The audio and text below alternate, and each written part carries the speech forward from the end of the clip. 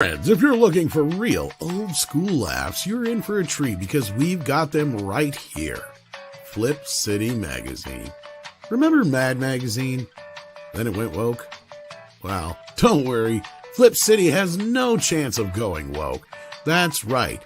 4 times a year, you'll get an actual printed magazine full of jokes, stories, comics, and more, all about today's pop culture, entertainment, and woke politics. Flip City takes terrible entertainment trends we love to hate with hilarious parodies of Lord of the Rings, Stranger Things, The Walking Dead, Star Trek, Hunters, and more. Trust me when I say there is nothing else like Flip City on the market. So subscribe today. It will be delivered in print, or you can even get it digitally if you're one of those wacky Zoomers. Either way, follow our link and sign up today, and if you put in midnight, you get an extra 10% off. Check out Flip City Magazine today.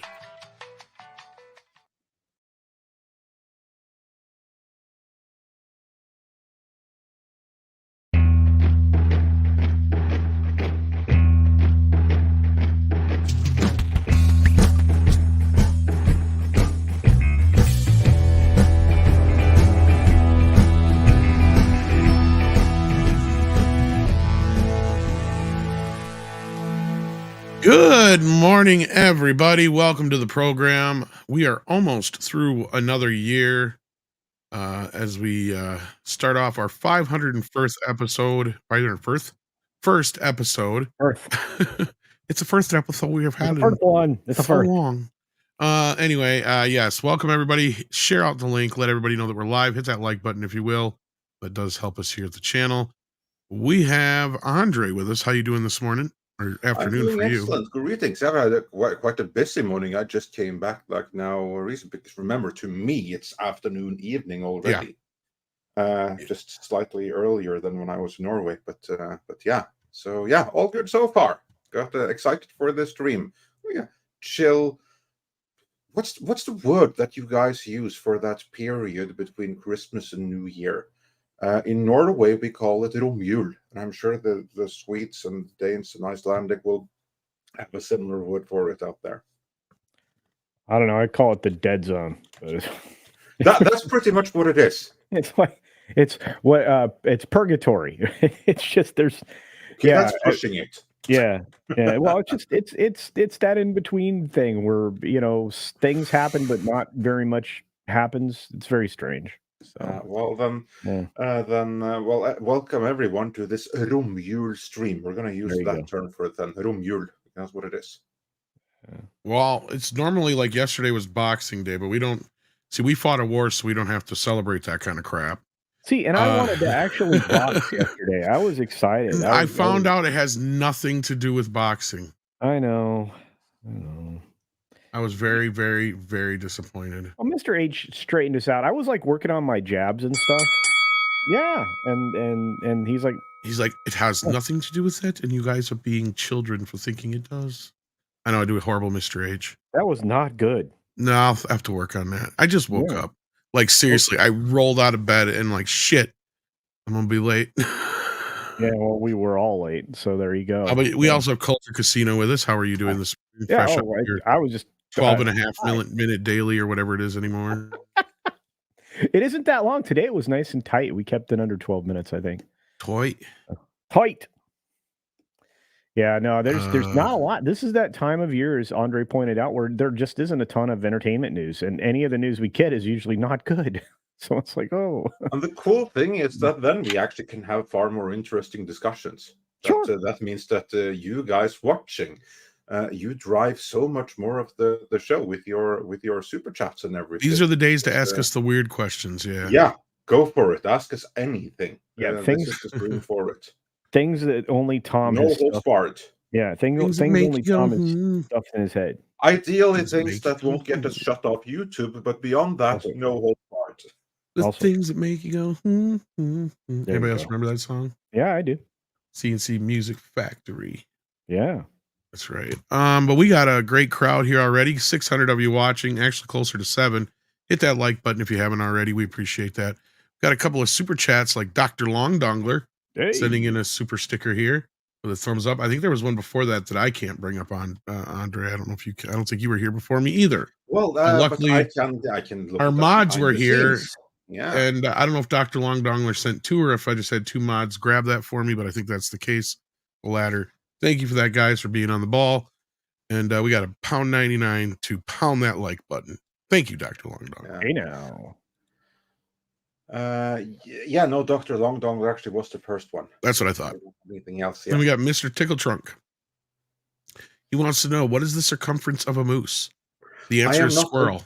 Yeah, I am not entirely sure, but I do know that it's bigger in Norway than in Canada. It's probably also bigger on the inside. Like TARDIS? Yeah, which certainly wasn't the audience for the latest or first episode of season 1. Yeah, I heard about that. Yeah, no bueno. Yeah, I've been hearing like mixed thing about that Doctor Who thing, because I've seen loads of people that say, oh, it's fantastic, it's amazing, but I don't know what's wrong with those people, because apparently it's not doing very well in ratings. Like it's down to like 4 million something viewers, the final special. What happened in it? It lost out to the latest episode of Doctor Who, lost out to the King's Speech on Christmas Day. I don't think the repeat of a 10-year-old movie to do that. Yeah. Wow.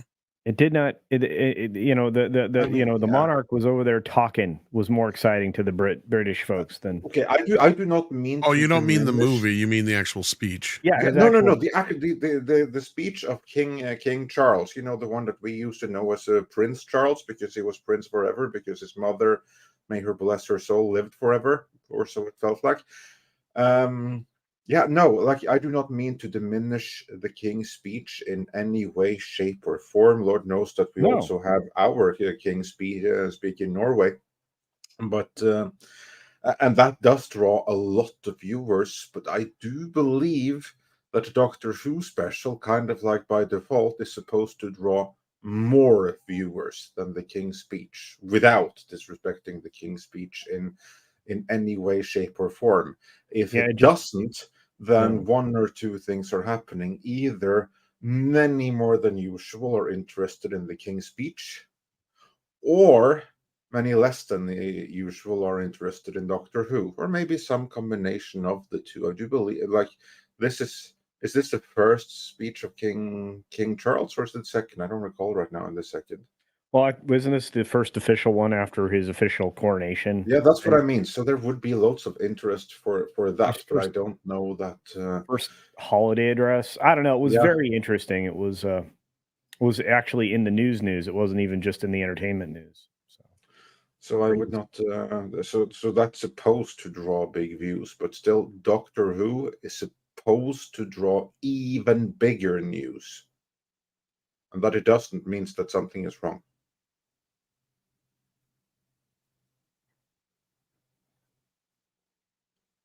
And with that, we move on, because we actually had the boys do a bit of a discussion last night on Mead. If you want to check that out, about Doctor Who, or Indoctrination Who is what I've been calling it.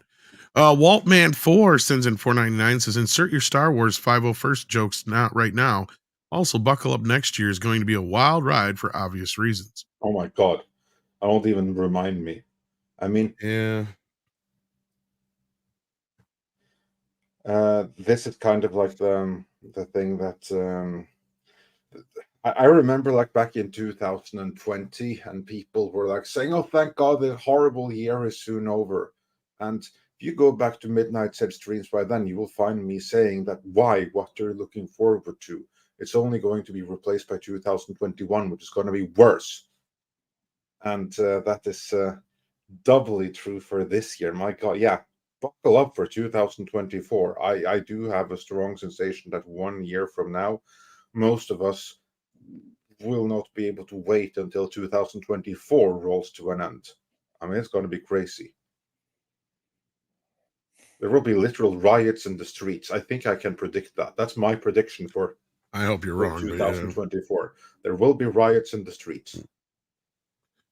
Yeah, I hope you're wrong, but I don't know. We'll see here.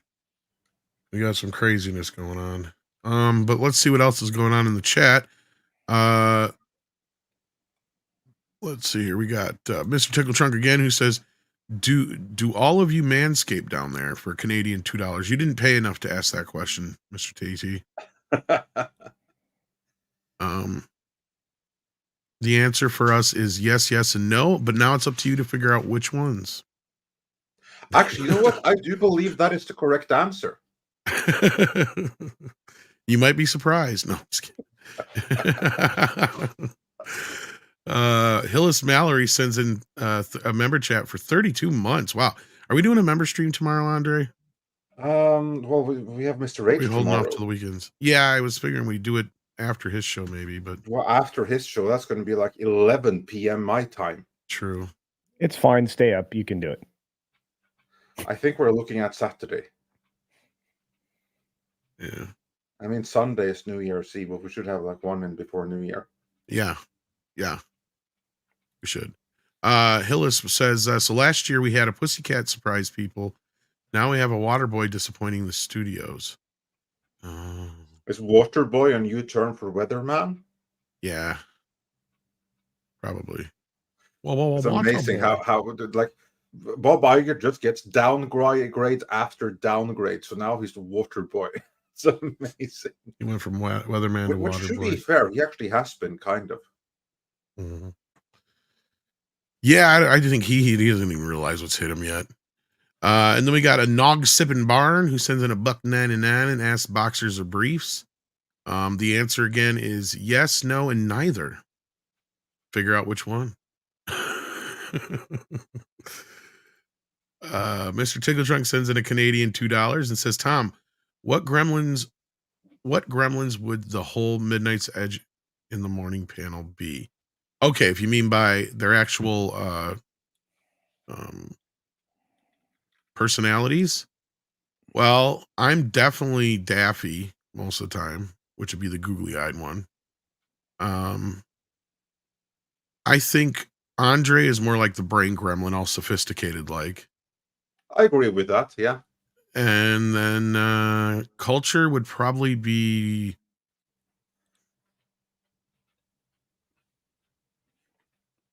you're the vegetable gremlin just because he's got a weird beard too. No, I'm kidding. You're probably more like with all the like, these are my friends stuff, you're probably more like George, which would be the grumpy one with Lenny, the bucktooth one. Yeah. One who always gets hit in the face. Yeah. Probably true. Actually, at the end of the day, you're probably a lot more like Gizmo. You just want to make everybody happy and be nice. So yeah, well, it's also true. Yeah. And if we get you wet, you do multiply, and we can't feed you after midnight. Please don't. So yeah, you're probably more like Gizmo. There we go. That works. Terribly dyspeptic.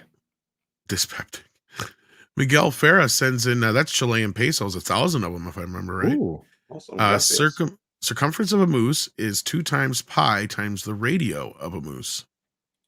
Oh yeah, that's right. They can get good stations in with their horns, especially AM. Yeah. True fact. Jay, just Jay, nothing else, sends in $10, but he is a member as well, so thank you for that. Says, you want a question to kill time? Okay, between your gut feeling and what you've heard so far, will entertainment as a whole be better or worse next year? I think it means year compared to this year.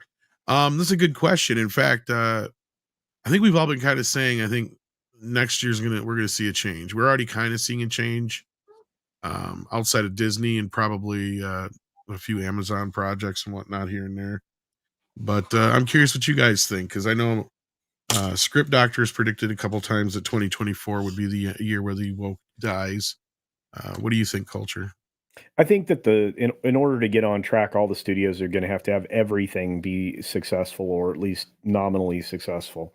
I think they have to step far away from making the primary of any of the things they produce, any level of virtue signal at all. And Andre's been talking about that for quite some time in a lot of videos recently.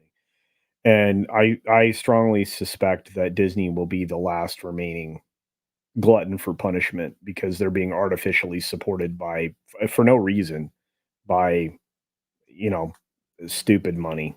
I don't get it. But we're watching we're watching the Hollywood folks be in a position where they aren't going to be able to produce as much. You're going to see about 1/3 less content over the course of 2024, not just because of the strikes, but because they're just going to stop making less. And that's across the board: television, film, et cetera, et cetera. We're going to see consolidation. All of that is going to require, belt tightening and discipline. And discipline's been the thing that's been absent from Hollywood that created the situation that we're in now, not just the activism. So my guess is we'll start to see, as Script has already talked about, woke start to really get set aside. You're going to start seeing people talk less and less about all of those wonderful virtue signaling things, because in the end they don't make money. In fact, that's the theme of the video that I have coming out tomorrow, is that the scorecard in life is well, in the case of film, money. Successful films is money. The box office is the scorecard, and I'm sorry, that's just the way it is. You can make a wonderful artsy film that 12 people see, but it's not going to be a success in the eyes of anybody who's keeping score. So, everybody but Disney will probably start to right their ship. I don't know, Andre. What do you think? I think that just to go back to the original question, I think that this year, 2023, is going to be the best year for movies for a couple of years. And part of that is in terms of like the wokeness. That's like a big part of it. But the bigger, actually, I think, is the strikes. Because for basically half of last year, and more than half, actually, like 3/4 of the year, you couldn't really do any filming because of some kind of strike. And we're going to notice that in 2024. There's going to be far fewer projects. The ones that do come out are going to, that gets all the attention, are going to be the really big high profile ones, your Disney stuff. Big proportion of these are still woke. The non-woke productions that the most studios wanted to make, most of them were not able to be filmed on time to be released next year. I think that 2025, again, that's going to be a better year also, because you still have like the IATSE strike looming. So that might be like a few more months of shutdown right there next year. And I think that after that, Hollywood is not going to have, or outside of Disney, most studio will have no choice but to push out more mid-budget movies, the same kind of movies that they're going to downgrade and not give a green light to right now. Maybe the same projects that will get reviewed in a different light come late next year, when they have to get something out to save 2025, 2026. And I think that there is where we're going to see like a big improvement. But 2024, I think, is going to be a relatively boring year for movies, with comparatively few releases. And of those that are, the woke ones are going to get all the more attention. That's what I think. You may be right, but I also have this theory, and I could be wrong, but since we are facing another possible strike and they pushed already what they had for the latter part of this year into the first part of next year, I think they're well aware that they're not going to have a lot of films come this, at least this, third and fourth quarter, if not fourth quarter for sure, of next year. And I wonder if we're going to get a bunch of smaller movies. I mean, we already have, Spinal Tap 4 or Spinal Tap 2 is supposed to start filming in February. Of course, there's talks of the Batman 2 ramping up again. Yeah, it's supposed to start filming in February. In the summer. But No, in the summer, someone actually. in the cast dies before then, and also suddenly they decide the IATSE strike comes in. That's exactly what I mean. I don't believe that movie happens before cameras. Well, yeah, that's an exception. But start filming, but I wonder if we'll start seeing some smaller movies, though. And that's what I'm curious about, because they ain't going to have time to be making these big-ass movies. They're going to have to make some smaller movies that only take a month to shoot and a month and a half to edit and shit like that. They're going to have to start figuring that out, because there's no excuse anymore.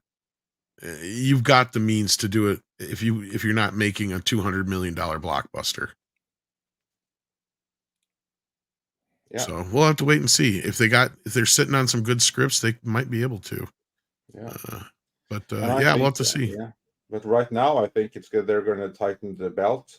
and then suddenly they're gonna have to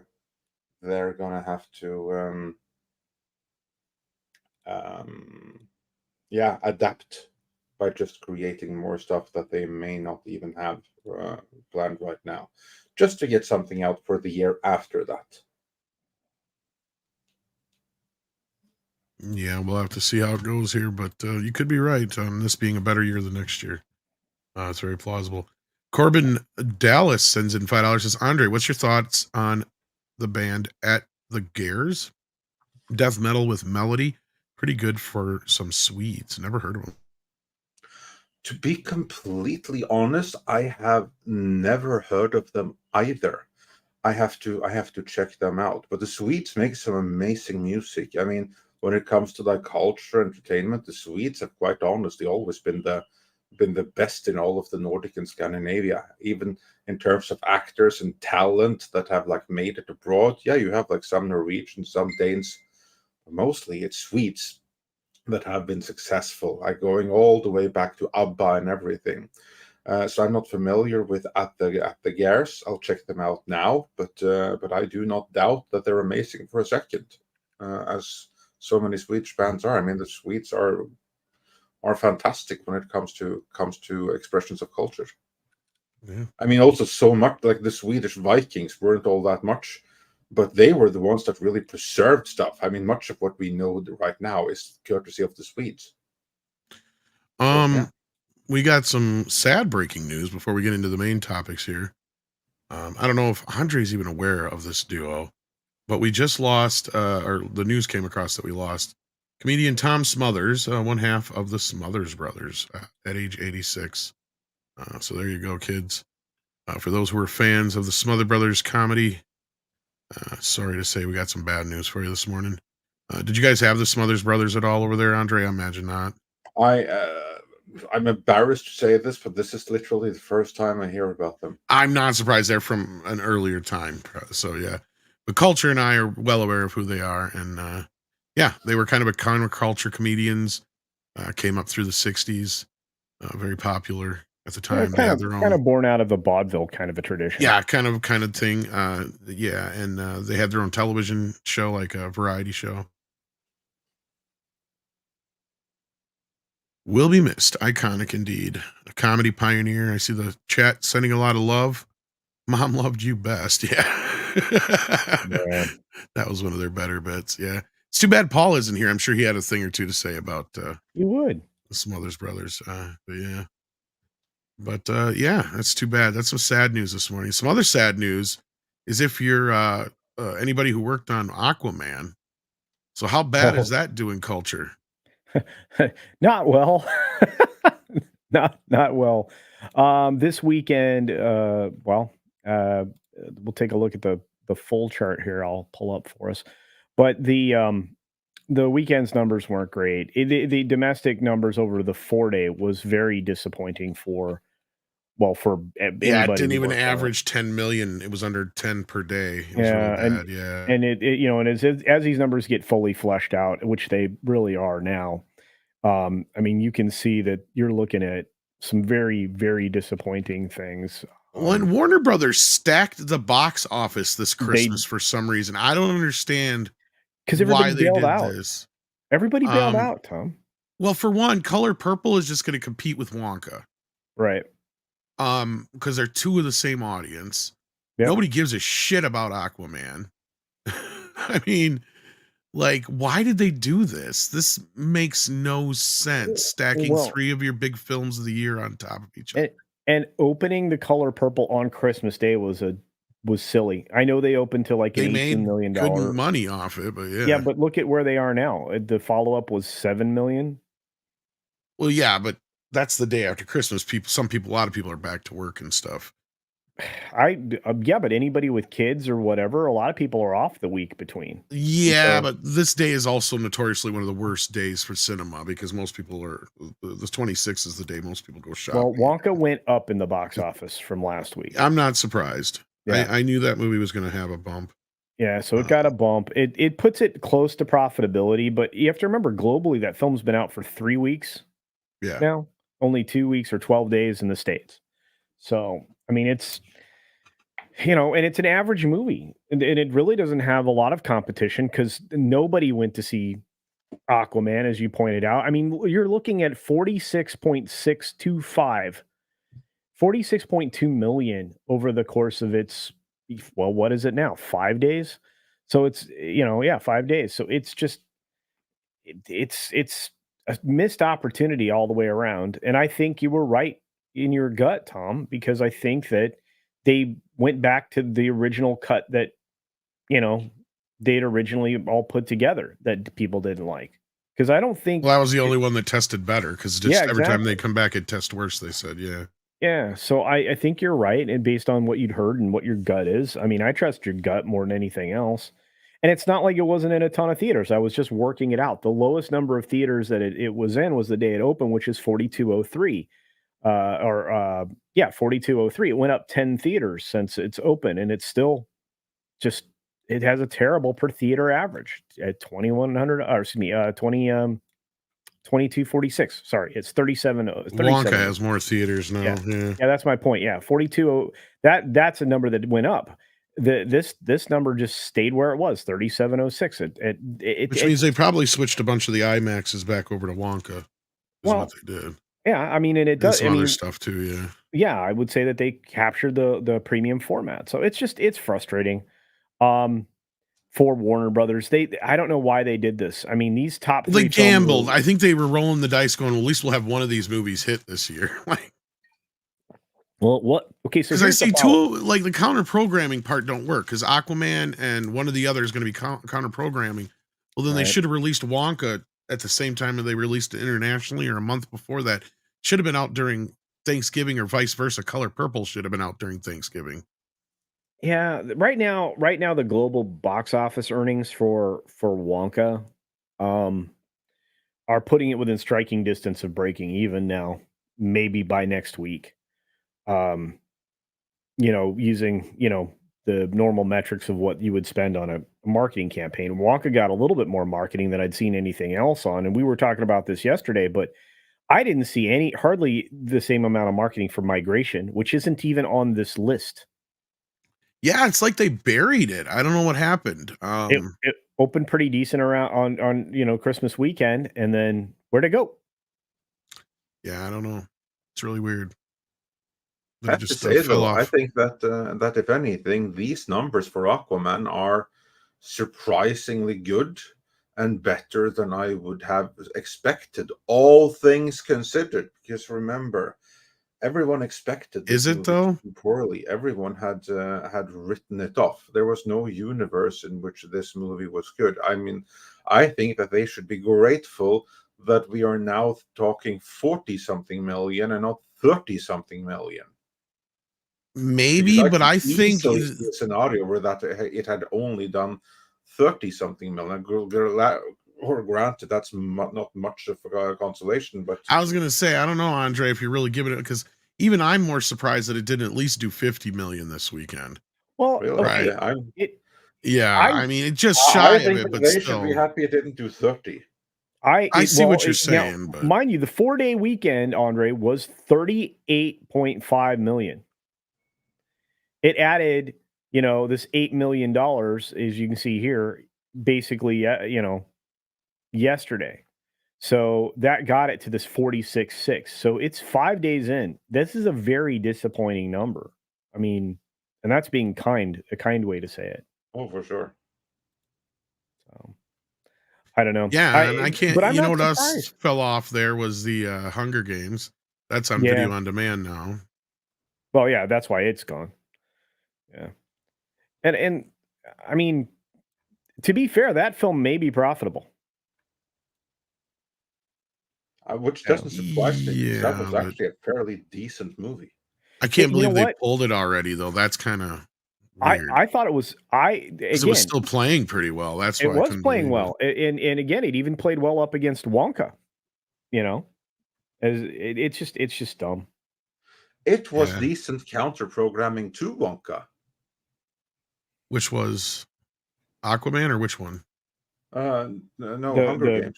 The Hunger Games film. Yeah, that's what I was saying. That's why I'm surprised they pulled it. Unless Wonka was just stealing the audience because the girls said, "Fuck that movie, I'm going to see Wonka." Because yeah, that's the thing is Timothy Chalamet's riding high right now because of this. I'm just surprised. Like I said, I don't see migration here, and that freaked me out. I'm like, where did that movie go? I don't know. Yeah. Weird. Yeah. I do think that Wonka is going to help Dune though, because as you say, it's going to. It might. And I want to say I'm really happy that the boys in the boat's getting some play, because 2 days in, that's doing it's $8 million. Wow. I didn't anticipate doing that well. I told you, Andre, Timothy Chalamet is one of the biggest social media stars among the young kids. Yeah, he is. But he's also a very fine actor. What does Chris Gore say? Hollywood's favorite what? I don't remember what he said. Hostess cake. Hostess cake. Oh, Twinkie or whatever. Yeah. Yeah. Well, at least he doesn't. Yeah, he does say that. Yeah. He doesn't dress as feminine as some of the other guys. But yeah, well, it's true. Yeah, he's going to have a significant male following amongst a certain male demographic. This is true. Yeah, Bill S. Preston Esquire actually put it in the chat. Say the J Blaze. You guys are funny. But yeah, no, the Iron Claw is doing all right considering it's not on a whole lot of screens yet. And it's also that's getting a lot of buzz. And it's also not the happiest of films, folks. That's going to be a downer. Well, The Color Purple at the end of the day, I think, is going to end up boding better than Aquaman, even though it had a sizable drop. I'm not sure. 18 million for an opening weekend or for the opening day on Christmas Day. Well, they haven't really advertised this movie either. I just finally started seeing a few things about it. I mean, I knew it was coming, but like I was saying, like if it averages, these kind of movies tend to do pretty well for some reason. The movie turned Broadway musical turned back into a movie has always done well. In fact, I think I brought up before Hairspray outgrossed the original film, if I remember correctly, and the producers, if you don't count inflation, I'm sure it did. So yeah, there's a history for these kind of movies doing okay, but I just haven't seen shit for advertising for it. Culture, were you going to say something else? Nothing important. I mean, like I said, if it averages, if Color Purple averages 8 million a day, $7-8 million a day, and we already know the direction that Aquaman's going, you're right, it could catch it and pass Aquaman. But again, is that really a feat? And the next question is, just how far behind is Aquaman going to come compared to the Marvels? I see people bringing up Cats. Look, Cats was not a movie turned into a musical, turned into a movie again. It was a musical. Cats was a Broadway musical that was 20 years past its due date for a movie. That's what Cats was. If they were going to make a Cats movie, it was back in the late 80s, early 90s when it was at the peak of its popularity. And they took the buttholes out, which would have been the selling point. Well, for Kevin Smith, yeah. Just saying. He likes buttholes. He does. That's what I hear. But yeah, so the box office this week is it's gonna be interesting to see how the year finishes out. What do we got coming up this weekend for releases? I don't know. Anything? Let's look.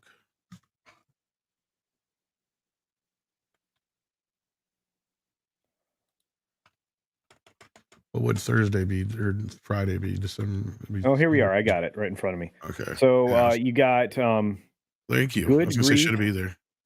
Yeah. Nothing. Well, yeah, you got Good Grief. Not a damn thing. SPAC, whatever that is. I don't want to even They're starting Fuck You January early. Yeah, we are. Good gracious. Holy shit. Not a damn thing. The Bricklayer. All this is limited. The Beekeeper is the first thing I seen on there that I actually recognize. Yeah, and you know what? That's just a precursor for what's coming in 2024. You might be right, Andre. But again, I wonder how they will handle this. Because we're probably going to get a lot of comedies and romantic comedies. And Disney begins their desperate re-release cycle. So you've got Soul coming in the January 12th. Yeah. How well do you think that is going to work? Yes, not good.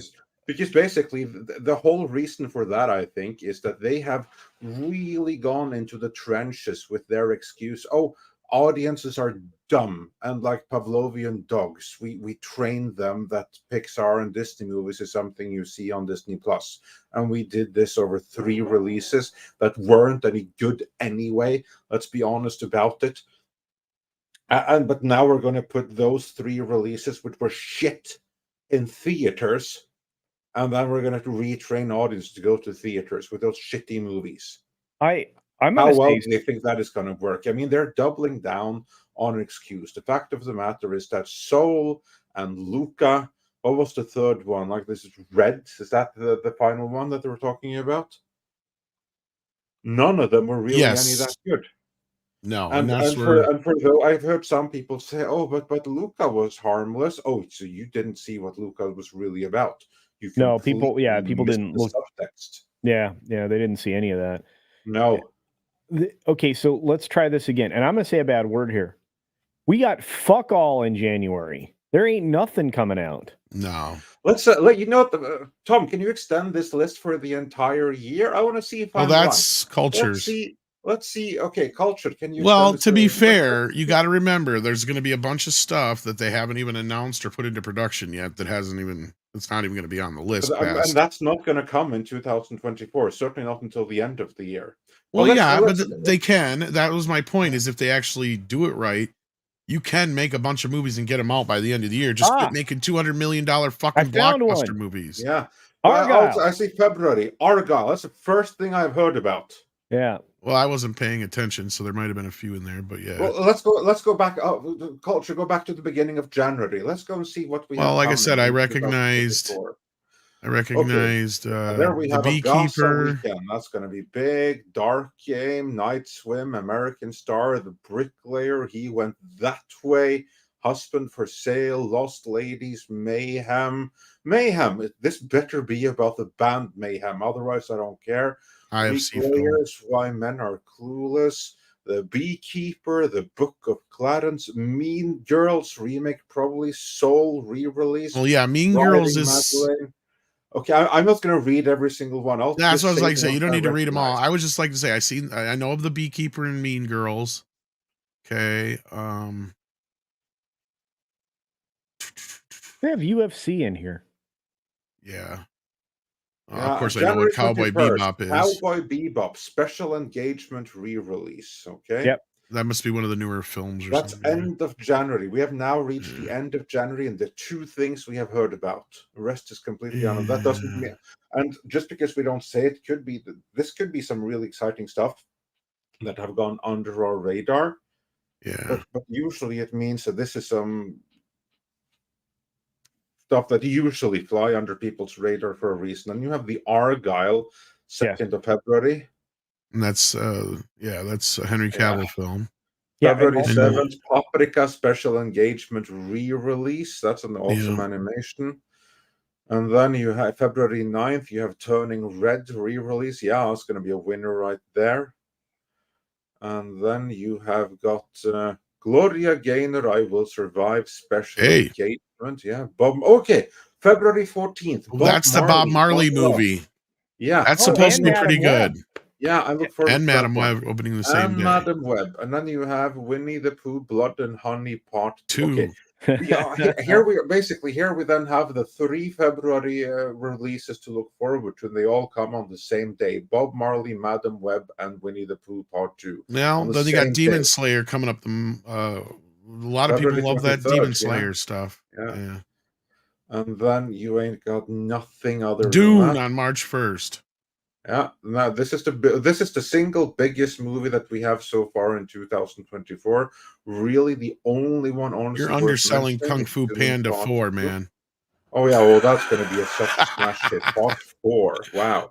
But did they make a part 2 to that? Yeah, they've had a couple of part those. 3 and a TV series, I think. Oh my god. Okay. Yeah. Oh, it's popular. Karaoke the movie, Tom. What? Many limited releases. Yeah. We have Arthur the King. Is that a re-release or a remake of King Arthur? No, I don't know what that is. This is about a race. It's a Mark Wahlberg film. It's a race that is a true story. A dog basically this cross countries race that's going on. This dog basically follows this entire team, and leads them on to, I guess, a form of victory. But the dog is basically, kind of Mark Wahlberg and a dog. You already sold me. It's going to do fine. I agree. You had me on Mark Wahlberg. I like Mark Wahlberg. Okay. And you add a dog to the mix, that's even better. Okay, well, let me put it this way: the trailer will draw a tear to everybody but Andre's eye. So yeah, probably. Well, he'll be crying inside. He better be talking to some trees. If he doesn't, I'll be disappointed. Then March 29th, we got Ghostbusters. Frozen Empire is the 29th. Now we're talking. Yeah. So you got Dune and Ghostbusters in March. Those are the two big ones. Okay. See, now we're getting back to you know what? Stop a second though. You know what this feels like? This feels like it used to be, where you would only get like 1 or 2 big movies a month, if that, and then the bigger films were all saved for summer. Although this summer is going to be weird. Feels like 2013, 14, 15. Yeah. Well, actually, I'd go farther back than that. But yeah. Oh, but I see what you're saying. Exactly. Yeah. I mean even then, I think they had more films. Well, it's because they started to roll out everything that was superhero, comic book, everything that they could that was somewhat close to genre, starting about that time. And that's when we got. Well, that's where I felt like I was just bombarded with shit, right? Because I used to be able to go see some of these smaller movies. And then it got to a point where it's like all I had time to go see was insert your superhero movie here, because it was like every freaking other weekend another one was coming out. But here we are again. Now we're already to April, and we got Godzilla X Kong, which is the big movie there. Yeah. There's a slight difference, though. In 2013, 2014, even the smaller releases were something that, even though they weren't like A-list stuff, it was something that you had heard about. It was something to look forward to. Most of these stuff, and many of these movies that we just fly by right now, I hope that many of them are awesome, and the moment we see a trailer is going to be amazing. But as it is right now, we see through the title, and it don't mean anything to us. Untitled Monster Thriller by Radio Silence sounds interesting. There was also another untitled event movie by Universal around there somewhere. Well, actually, one of those got canceled up a ways. The May 17th one. Oh, yeah. I think Godzilla X Kong is going to do very well, though. But look, okay, so you got the Fall Guy. Yeah. Well, Civil War. That's going to be hot garbage. Fall Guy might do really well, and I don't know if another Universal. Okay, I can say right away, Universal is going to be the winner of this 2004, and Warner too. Furiosa comes out. There's things they can probably pull off the shelf yet too, and then you got Garfield on May. Garfield. Oh, look at that weekend, May 24th. There you go. There's a weekend to look forward to. There's the Muppet movie is coming out on June 2nd. That's my birthday after my birthday. Let's focus on the weekend of May 24th. I'm more excited about Muppet who are not watching, we're only listening. On the weekend of May 24th, then Warner are releasing Furiosa, Sony is releasing Garfield, and 20th Century Fox, meaning Disney, are releasing Kingdom of the Planet of the Apes. I have a feeling that the apes are going to get their teeth knocked in by Warner and Sony. I don't think Garfield's going to do very well. I don't think so either. Traditionally, only the first movie did well. The second one bombed. I think audiences are going to be very leery of this Garfield. Unfortunately, I think Furiosa is going to do okay. I think it's going to be a battle between Planet of the Apes and Furiosa. I think they're going to split the box office. Yeah, I think that's exactly what's going to happen. And they're both going to underperform, is what I think. You might be right. My gut feeling is that all three are going to underperform. But I think you're both right, yes. Furiosa and Garfield against the Apes. But hey, that's we'll see. We'll see what happens. Y'all can go see the Muppet movie instead, see?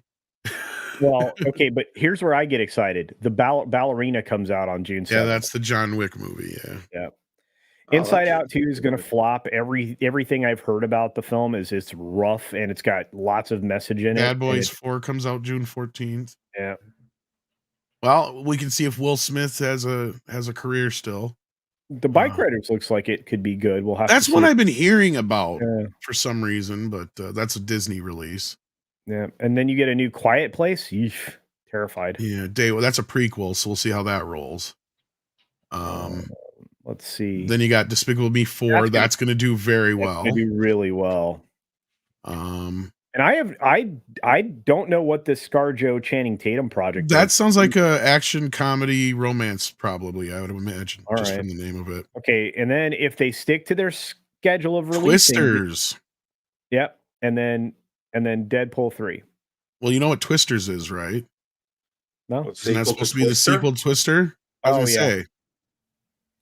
Yeah, that's which is funny because I think Warner put out the original, and I don't know why Universal has it now, but I think Well, and was the first Twister even that big a hit? And it was a big hit in the U.S. Yes. No, Universal owns Twister.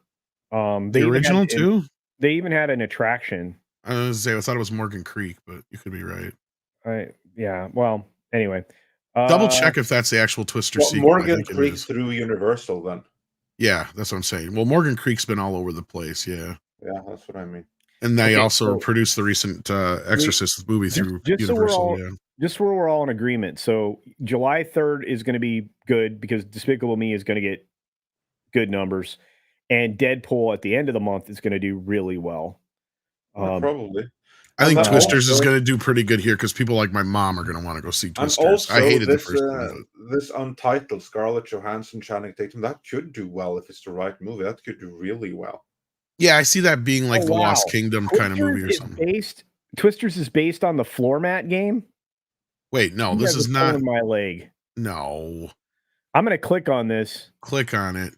I could have swore that was the sequel to Twister. Yeah, Twister. Amblin. Yes. Yeah, that's Amblin. Oh, Amblin did it. That's right. Yeah, Warner Brothers. Warner Brothers did it originally in Universal, so that's a co-production. There you go. Yeah.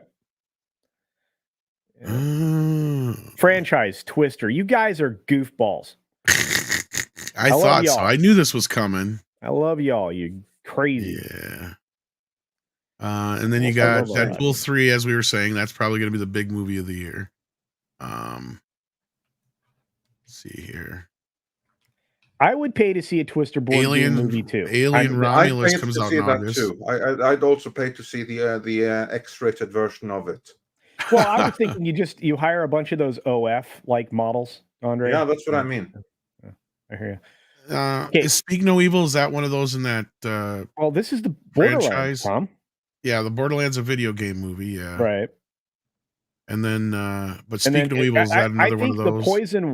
I think the Poison Water movie is going to have everybody really excited. Which movie is the Poison Water movie? I think that's what Flint Strong is, if I remember correctly. Oh, about Flint, Michigan. The Flint, Michigan. Yeah. Yeah, probably. So. Yeah, well, that's an Amazon movie. Yeah. Alien Romulus. I have severe aversion. Wild card. Yeah. Now Nate, Mr. H, has been hearing some good things out of it, so we'll see. I know, but still. Then you got Horizon and American Saga Chapter 2. What the hell's that? I don't. Is that care. That's fucking what's his face's movie? Thank you. No, Yellowstone. Jesus Christ. Oh, is it Kevin Costner's movie? Where's part 1? Is that why he destroyed his Yes. So that's part 2. Where's part 1? I don't know. So it must have got it released earlier in the year. We just buzzed past it. That's why. There it is. It's in June 28th. Okay, so June and August. Okay. So now we get to see if it was worth him fucking that up. Yeah. If it turns out to be another badass movie, then yeah. Hey, look, it's a canceled Disney movie. Oh, imagine that. Yay. Well, that's where they moved Alien there, I think. Oh, look how far back they kicked Craven. August 30th. Good Lord. Yeah, wasn't that supposed to be out in February? Yeah. No, that was Madam Web.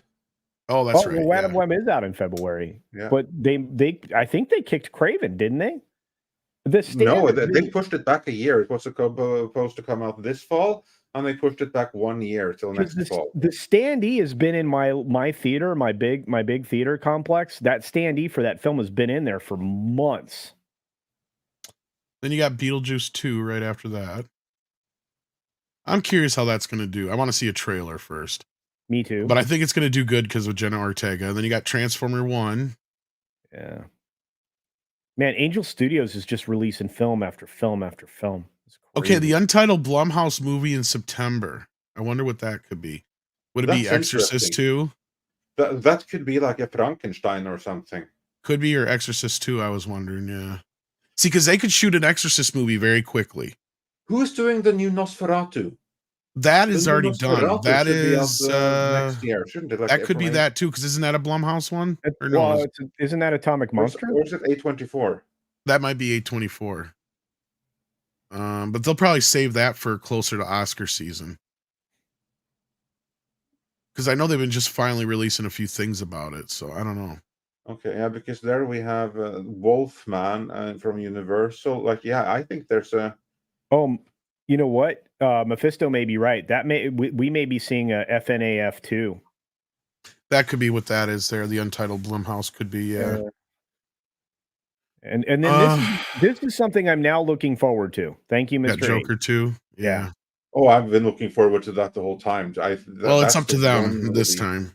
I look forward to more than any other. And then October is going to give us 3 good, terrifying movies. Terrifier. Yeah. New version of the Wolfman. Yeah. And the Smile sequel's right here. That's going to be cool as well. That's going to do well. Untitled Universal event film. They're opening that right after Wolfman, whatever that is. Oh, we have some surprises done. Yeah. Again, that could be anything. We hopefully it's something we've never heard about, and it's going to be something. What the fuck is The Amateur? That's a Disney movie. Oh man, I knew what this was. I was talking about Bob Iger biopic. No. Oh goodness. It's I was talking about this 2 years ago, and I thought it might have potential, but I don't remember what it is. I don't either. Then you got Venom sequel, which I think they're already shooting, so that's what I'm saying, Andre. They still got stuff for next year. It's going to be. Where the hell is Mortal Kombat? Like Mortal Kombat. That could still get done yet. That I wonder if they're going to send that straight to HBO Max. That was another thing I think I might have heard. That was one thing that was shut down over the strikes. It should have been resumed by now. But I would think that they would do Mortal Kombat 2 theatrical. I don't know. How do they waste that on setting it straight to Max when they couldn't make money in theaters on it? I mean, did they not resume? Did they abandon the whole thing after filming it halfway through? I think so. They just probably got pushed back a bit. Because that's a movie that should have been. Have we seen anything Untitled Warner? No. Because that should have been here. Mortal Kombat 2 should have been released next year. Oh, I see Nosferatu. Yeah, it's there on December 25th. So that Merry Christmas. Horror film. Focus features. Well, look, Gladiator 2, I know Tom's looking forward to. That's November 22nd. And look, an untitled Disney animation film.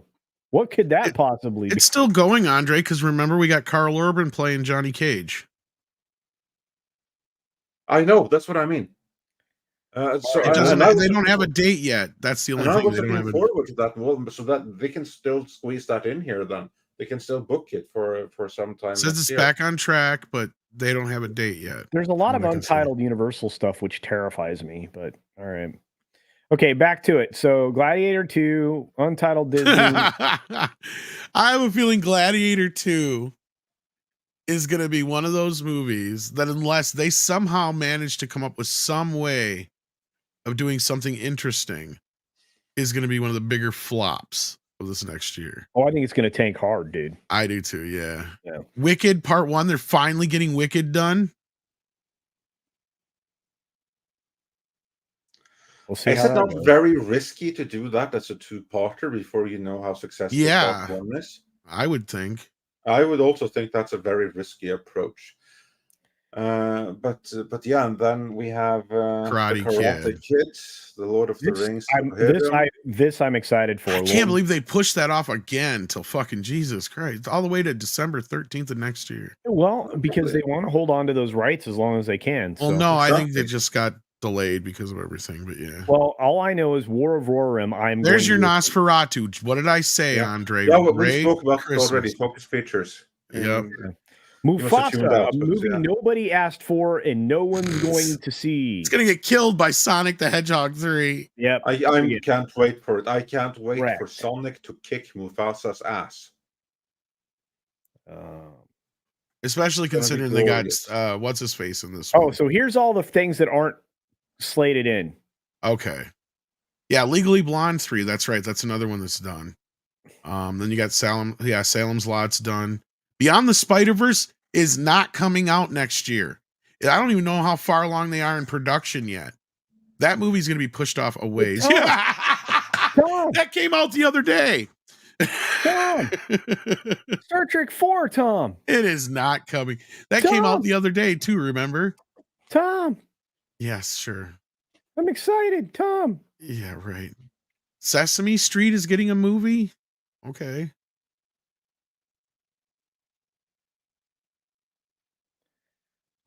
George A. Romero's Resident Evil. That's a documentary. That might be one you'd be interested in, Andre. Maybe. Hold up. Silent Night, Deadly Night reboot. What? What? The Omen is getting another one too, or is that just something completely unrelated? No, I think I mean maybe they're re-releasing it. Maybe Utopia acquired the rights to the original. Say that's 20th Century Fox on the original rights. Yeah. That'd be a Disney property now. Look at all these canceled weirdnesses. Cowdy versus Acme. That's going to get picked up, I bet. I think they may be able to push Megan 2 forward. They could push that into the October region, maybe. Because that's been moving. That's been filming already. Yeah, and here's that Paddington movie. That's done already, right? Yeah. So 2025 looks like they're going to build back up. That's exactly what I was saying. Hey, could this be Mortal Kombat?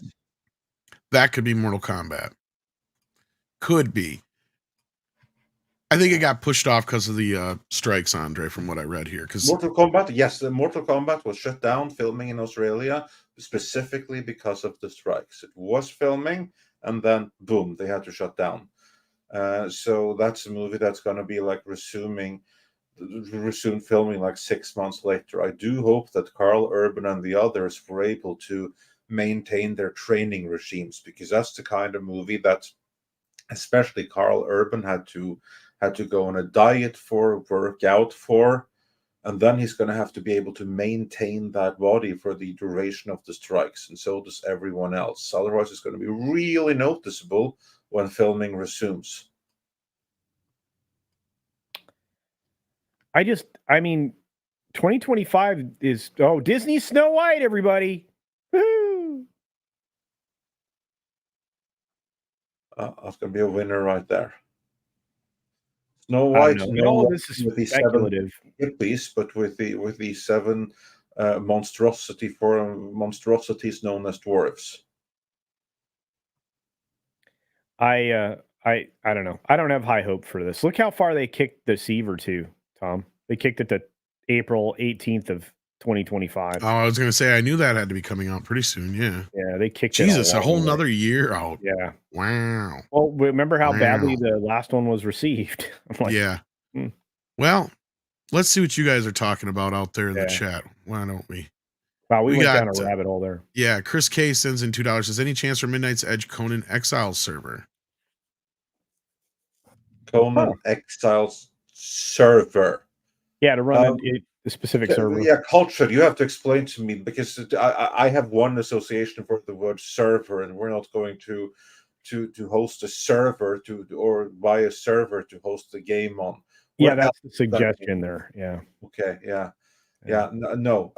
There's no chance of that. Sorry, Chris. Yeah. Pilgrim Media sends in $2, says, never honk your horn at a moose. Will ruin your day. Oh, they don't like it, huh? Yeah. That, or they might think it's a mating call.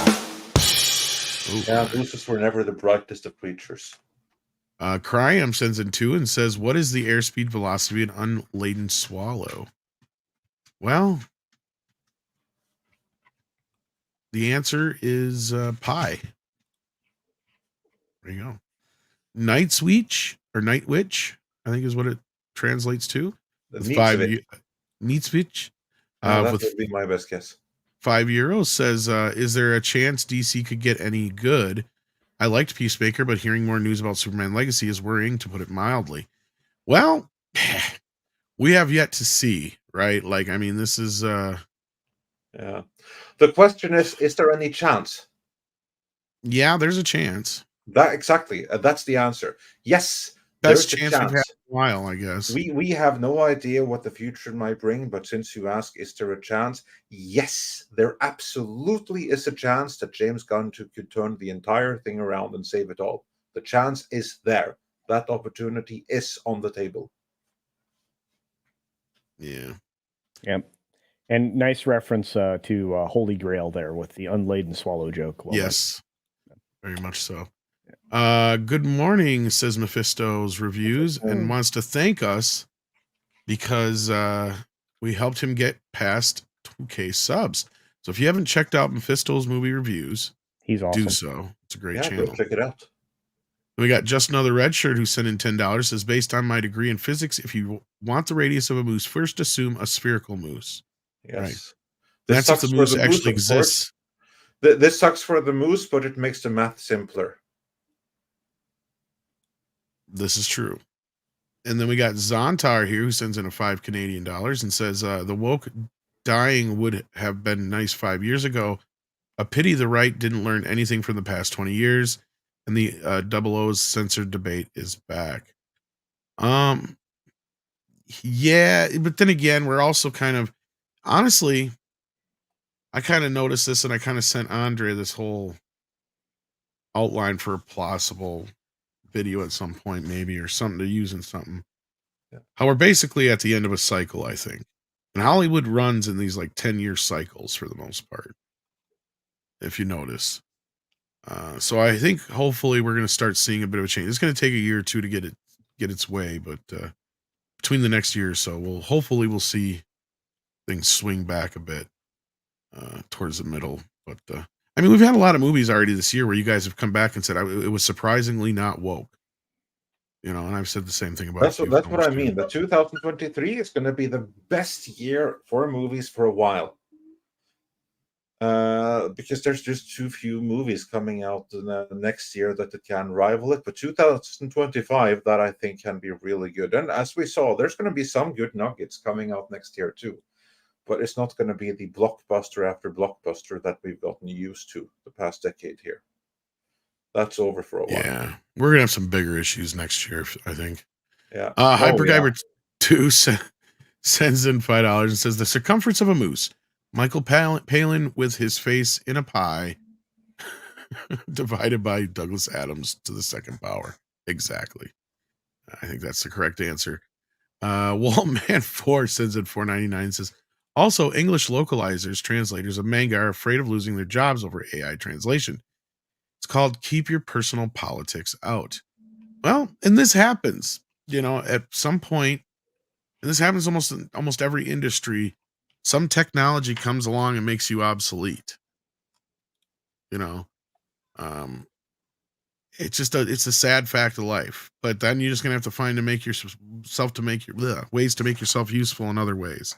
Yeah, I really hated working towards making myself redundant 2 jobs ago when I worked for a small fund administrator. But yeah, that's. Isn't it funny how you realize you're doing that when it's too late to make that change? You're like, no, actually, what's even more frustrating is that you know you're doing it, but this is the job, and it's a matter of that's even worse right now, or you want to collect those last few months of paycheck. Right, I hear. While you look for something else. Yeah, which I did fine, so it was all good and well. Yeah. Well, and you know, it also reminds me when Phil Tippett saw the first footage of the Gallimimus skulls running for Jurassic Park, and Steven Spielberg stole what he said and put it in Jurassic Park. He said, "We're extinct." He turned to his colleagues and said that. And for a while, he had a hard time getting through that. I mean, he found a way to find his footing in digital. But, you know, sometimes you just got to find a new way to make yourself useful is what I mean by that. Yeah. So. In every calamity, there is opportunity. Yep. Yeah. So, and well, I mean, to kind of end the note on Phil Tippett, what he did is basically realize, okay, well, they're going to need animators who need to work 3-dimensionally. So my animators can help with that. And that's kind of what they did. Yeah. And he started his own digital effects. JWT.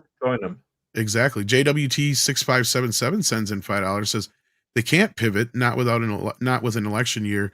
They have to defeat Orange Man. Well, this is going to get interesting, and I don't want to get too deep in the weeds on politics, but yeah, I can see some shit hitting the fan. There's a problem for Hollywood right there, and that is it's too late now, because we got a horrible slew of movies that were greenlit right around when that was happening in 2015, 2016, when everyone and their mother in Hollywood went out of their way to disassociate themselves. And even Terminator,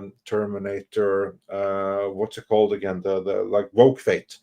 Even that one, where they explicitly went with when they emphasized this is a Latina woman because of the wall and everything like that, right? So they went completely off the rails. They ruined all of their movies. This time around, it's too late to do that kind of distancing. It's too late to like start doing movies right now that they also know that they don't have the populace with them on. I mean, this is what we learned from WDW Pro, that Captain America 4, the Falcon movie, apparently went deep into the democratic narrative, and test audiences freaking hated it. Yep. And they had to change the movie for that. Like, Hollywood isn't. More and more people have realized that shit, we really are misaligned with the people to the point that isn't working. I don't think that they can get away with that again.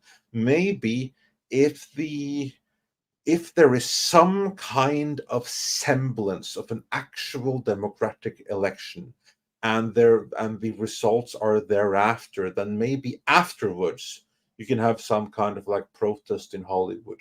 But as it is right now, I don't think that they can do anything to gear up their protest movie or movement, because those movies aren't going to be coming out for the next couple of years. They're just going to look ridiculous by then, no matter what happens. Yeah, could be. And I think that as far as the whole Trump thing, Hollywood's TDS is what's going to hurt them in the end. But I will say they already have pivoted, because if you look outside of Disney, look at this year.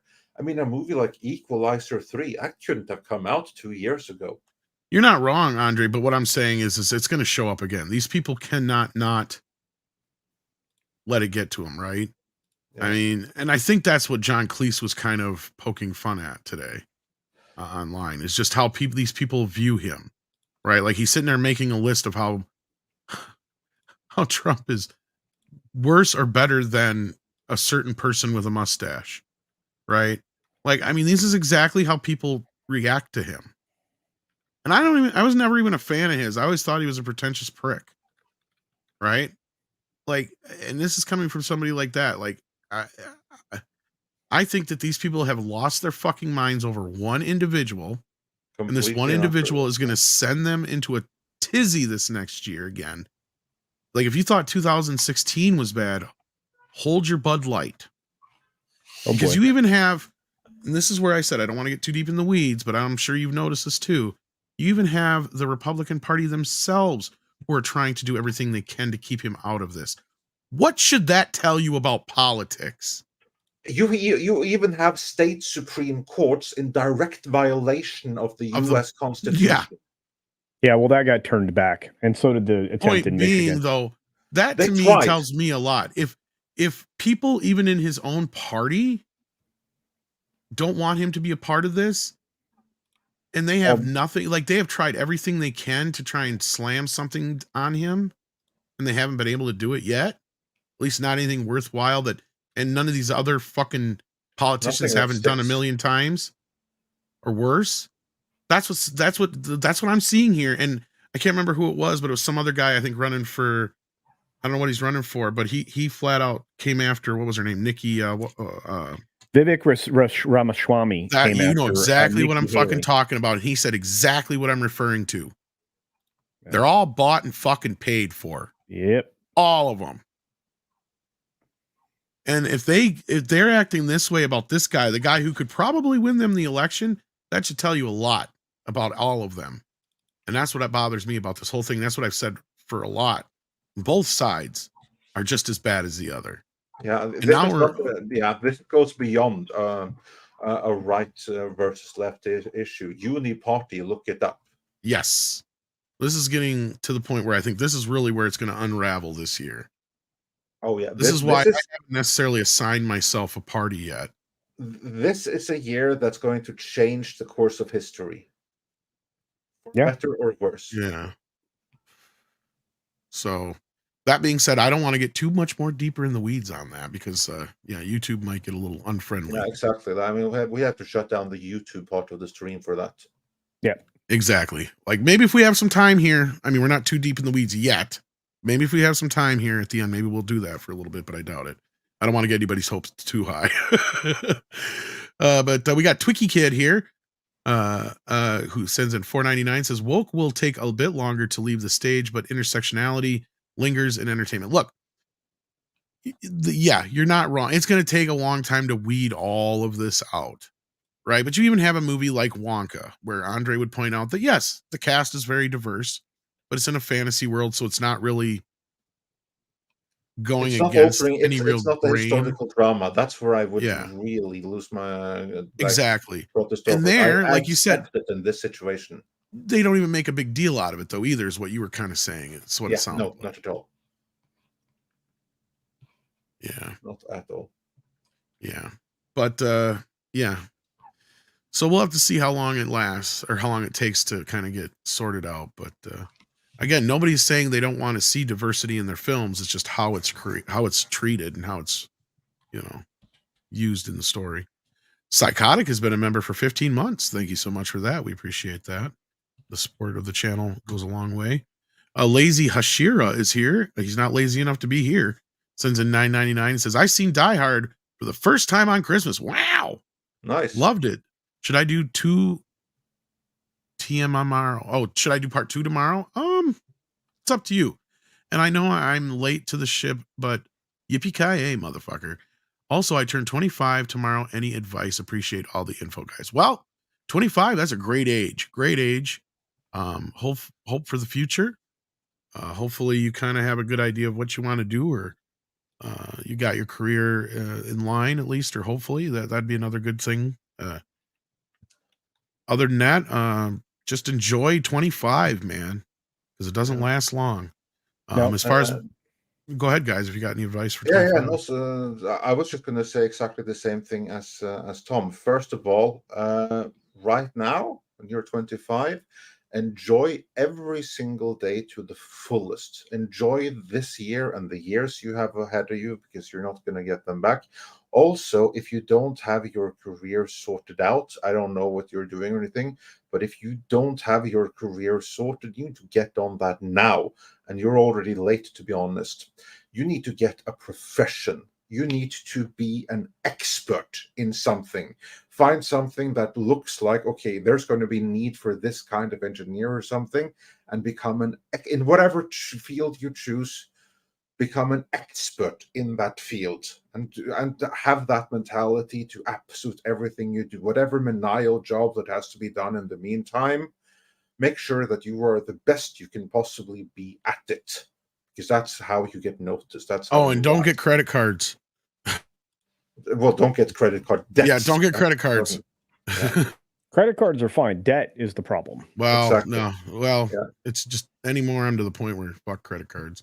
Yeah. I've never had any, so I don't need one. But yeah, so no, if you haven't got your sorted already, look to be a master of the craft. Look for a craft, become a master of it.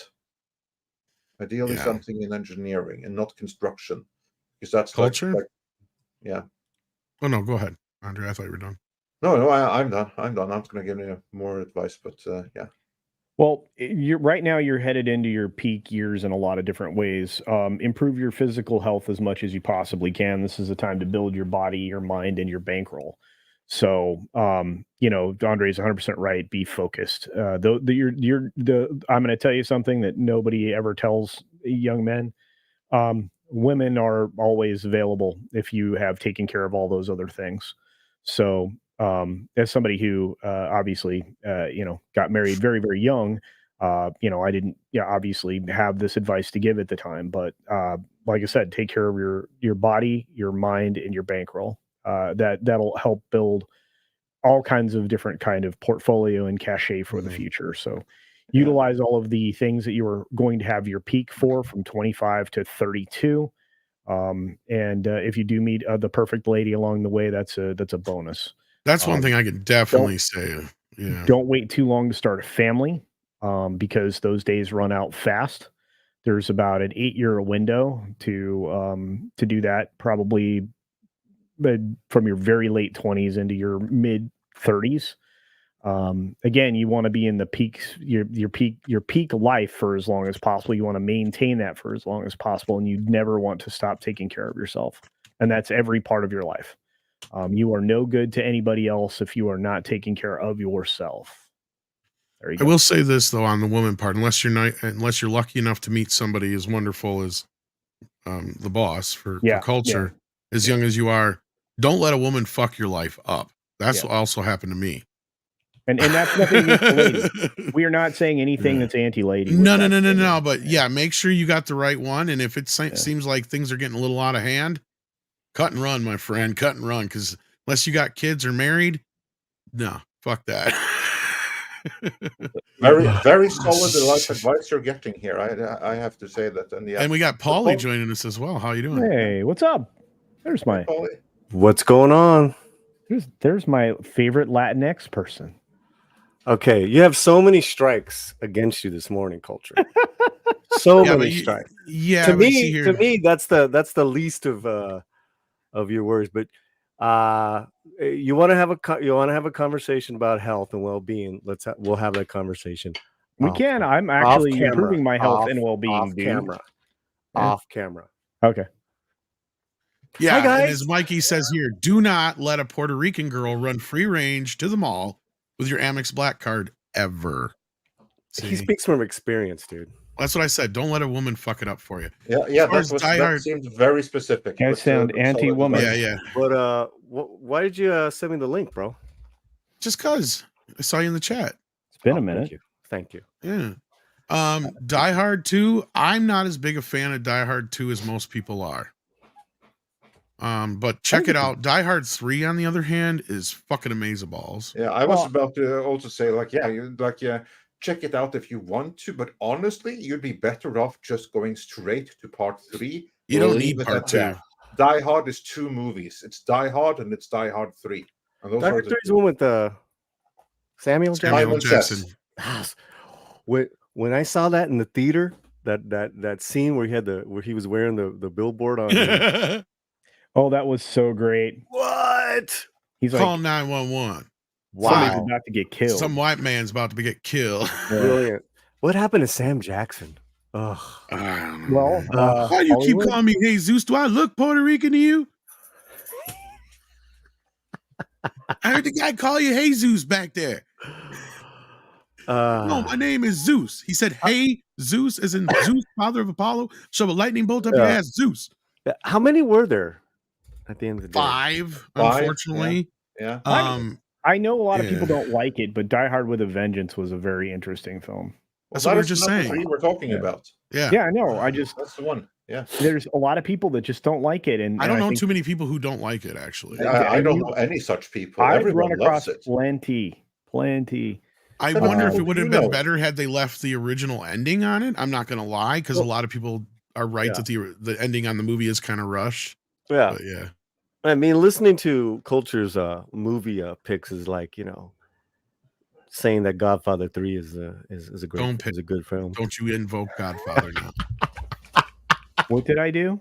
No, the problem with Die Hard 2, and in fact, I said this the other day on Twitter, because Terry Metalis had said something about it.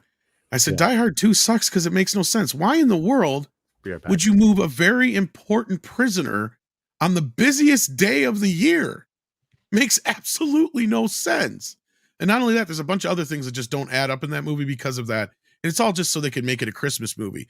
But that's why I invoke the second film whenever anybody's like, Die Hard's not a Christmas movie. And it's like, well, then why do they go out of their way to make the second one a Christmas movie then? Because it makes no sense. They could have had it at any other time period. It would have made more sense. What did I say about Godfather 3? Nothing. I told them leave you alone. Oh, okay. Just leave it alone. We're not getting into Godfather 3. Okay. But Die Hard 2 is fun. There is some fun moments in Die Hard 2, as long as you don't take it too seriously. But thank you, Lazy Hishira. Appreciate that. We got Will Bloom here, who's been here for 20 months. Holy cow. Thank you for that. Says, what a shit show dumpster fire Rebel Moon turned out to be. Tougher defending Snyder now also may be premature, but I've been wondering which of the many females in the Acolyte will be the enabler. Leslie H's insert. I haven't thought that far ahead about the Acolyte, but I'm sure there'll at least be one. Yeah, look for a chick with an undercut that might be a little butchy, a little round, and definitely likes the ladies. So. Looks a little like Fred Flintstone. Yeah, the one with the big forehead. How's that? Yeah, there you go. Cro-Magnon looking forehead. Yeah, sorry if you're a Snyder fan. I know they think this is some kind of win, but 25 million views in a few days is not that great for this. It's okay. It's not great. But I'm also hearing that a lot of people checked out, and they're checking out sooner than they did with the Snyder cut of Justice League. I heard the average now is between half hour and 40 minutes. At least they watch 60 minutes, 60%, of the Snyder cut, which means they watch like roughly 2.5 hours, whatever. If people are checking out a half hour into this thing and he's got a director's cut of this thing, how much more boring can that be? I don't know. Yeah, that's not great. That's what everybody's been saying, is it's fucking boring. And I'm like, if it's boring in this form, how much worse can it be in an extended 3-hour plus cut? I think people need to realize that Snyder is good at one kind of film, and that's all he knows how to make. Well, here you go. Xmetron says I watched a third of the movie. That's pretty close to that time. So that would, because it's like 2 hours and what? See, now here's where I wish Paulie was here. The theatrical cut is like 2 hours and 15 minutes or something like that. Yeah, but I want to hear Paulie's take on the Snyder. Did you see it, Paulie? See, he left. Where'd he go? I don't know. Why did he leave? Because I told him not to pick on you? No, well, that's the only reason he comes on, is if he sees I'm on here. Well, I should have let him pick on you then, huh? Great. Thanks. Well, while we're waiting for Paulie, because I think he did actually see this, because I thought I saw him drop a review.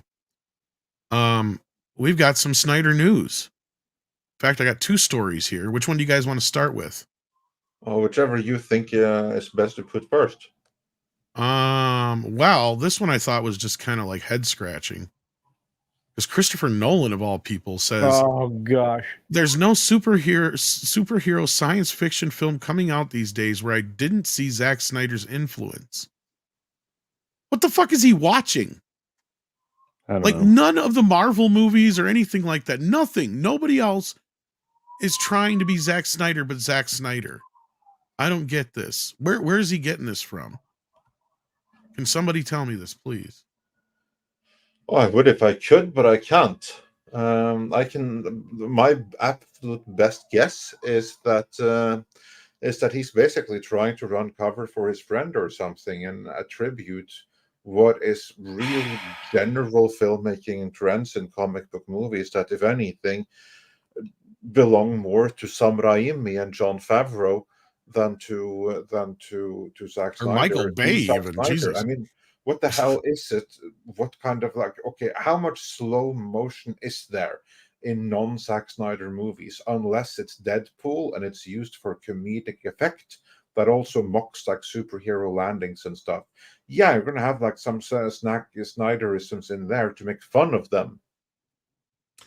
Yeah, the full quote is, "There's no superhero science fiction movie, blah, blah, blah." We already read that part. He says, "When you watch a Zack Snyder film, you see and feel his love for the potential of cinema." Do you? No. The potential of it to be fantastical, to be heightened in its reality, but move you and excite you. You can't see anything. That's the other problem. You can't see it. It's so dark. What the fuck? I'm sorry. I thought this was just a shit take from Christopher Nolan. I wonder, though, if he's trying to somehow throw some shade at Warner Brothers in a weird way. Does that make sense? There's no upside for him to do that. Oh, yeah, there is, when he doesn't work for him no more. Exactly. There's the upside. He no longer works for them, so he can say whatever the hell he wants. And not only that, there's the upside. Yeah, let's just say he's friends with Zach, like we see in here. You don't know probably James Gunn from Tom, Dick, or Harry or care. Isn't he a producer on something? Who? Of Nolan? Of Snyder's? Nolan was just there as a producer, name only, on Man of Steel. And as much as the Snyder Bros want to try and pretend he had anything to do with anything, he didn't. All he was there have for something to do with the story and stuff. Wasn't like the story mostly broken down by the time Zack Snyder came aboard? Maybe, but at the same time, I think it was. At the same time, much of that story is actually the Nolan story. The problem with it is that Man of Steel was Batman Begins redo with Superman. Yeah, almost to a T. That was Chris Nolan's design. The other thing, though, that I know that he was mainly there for, that I was told the only reason he was hanging around or even remotely close to it, was so he could run interference with John Peters. So they could keep John Peters away from Zack Snyder. And then they finally bought his ass out of the Superman rights, if I remember right. Because we know who John Peters is. Yeah, exactly, Christian. He kept John Peters off the set. That's what I heard, too. For those who know, John Peters is the man who wanted to put a big-ass spider in Superman. Yes. Yes, that John Peters. And polar bears and shit. Wild Wild West John Peters. Yeah, the guy who was married to Barbara Streisand. Was he married to her? Yeah, they got married, and he produced her. He was originally her hairdresser. Yeah, that I know. Then they got together, and then he started producing all her movies, and then from there he leaped from that to other bigger films. Because it was, what was his big movie besides? I'm trying to remember. I think he was one of the producers on like Rain Man and a couple other movies in that period that she had nothing to do with, that helped bolster his image. And then Batman is where he came in and made him, an Uber producer kind of thing. So, yeah, but he was a guy who had no reason or rhyme to be a producer. But yeah. Anyway, he also says it would be cool to see a 20-year-old James Bond. There has to be something out there. Goodness. Insinuating that he would love to make a Bond film. Okay, so if Chris Nolan wants to do a 20-year-old Bond, that means Chris Nolan needs to be kept the hell away from James Bond. No, not Nolan. Snyder. Well, then he needs to be kept the hell away from James Bond. So yeah, this is Snyder saying this now. I mean, like, how much IP is there? Snyder said in an interview with The Atlantic, and that's funny if you watched Script Doctor's video. Before thinking of at least one bit of IP he might like to tackle one day. So this is him saying he would like to work on Bond. Now you'd think this would piss off his buddy. Because Nolan's wanted to make a Bond movie forever. Yeah, but there's not going to be a lot of American Bond directors going forward. No. He is dreaming. He is a straight-to-video director, and he thinks he's going to direct a Bond movie. Well, he kind of cemented that with the with this Rebel Moon thing. That's what I'm saying. Yeah. How so? Because it's basically a straight-to-video film. Yeah. It's getting limited release in theaters. We're talking about Rebel Moon? Yeah, so you saw it. You're back here. What did you think of it? We're glad you're back. Yeah, it was, it was silly fun. It was some terrible editing and storytelling, but I got a feeling that's all on purpose. And this director's cut was always done. They just did a shortcut for Netflix to get it out right before Christmas, and they'll release the real cut. The real movie? The real cut in a few months. So I just in talking about it on my channel was saying that there's, at the end of the day, those are going to be 5 iterations, right? You got part 1 and 2 regular, part 1 and 2 the extended, which is really what it's going to be, what it was already, his initial cut. Then there'll be a physical media release of all of them at the before Christmas of next year. I mean, these guys are grifting the grift. Whether I like it or not, I'm a fan or not, I appreciate what they're doing with and catering to Snyder's fan base, because homie's got fans. This is one of my least favorite. Well, listen, it's a global hit. as far as views, but I think this was already, the con was already on. The minute they were done cutting this whole puppy together. So it was a fun film. Was it a good film? I was like, there were some good moments. It's but as a whole, it's pretty choppy. So it was pretty bad. It look. There's some stuff that looked great. Some great fight choreography. But knowing that, I kind of just didn't take it seriously. So I had an okay time. I'm waiting till the full cut, and I love Sofia Boutella. Oof. Yeah, she's amazing in everything. Mm-hmm. It just it amazes. It's amazing what you're just afraid of stirring up those Snyder hoes, and you know it. No, man. Look how nice I said all that shit. I put that up on my channel. I still got the Snyder hoes going after me. Still. And I'm like, I kind of like the film. Y'all crazy. Because you didn't love it. That's right. Why. Get off my channel. Yeah, those guys are mad. Those guys are mad. To disconnect the intellectual part of your brain. I mean, sounds like it. I think there's just always going to be that type of entertainment, and that definitely falls under that. So yeah, I mean, oh, there you go.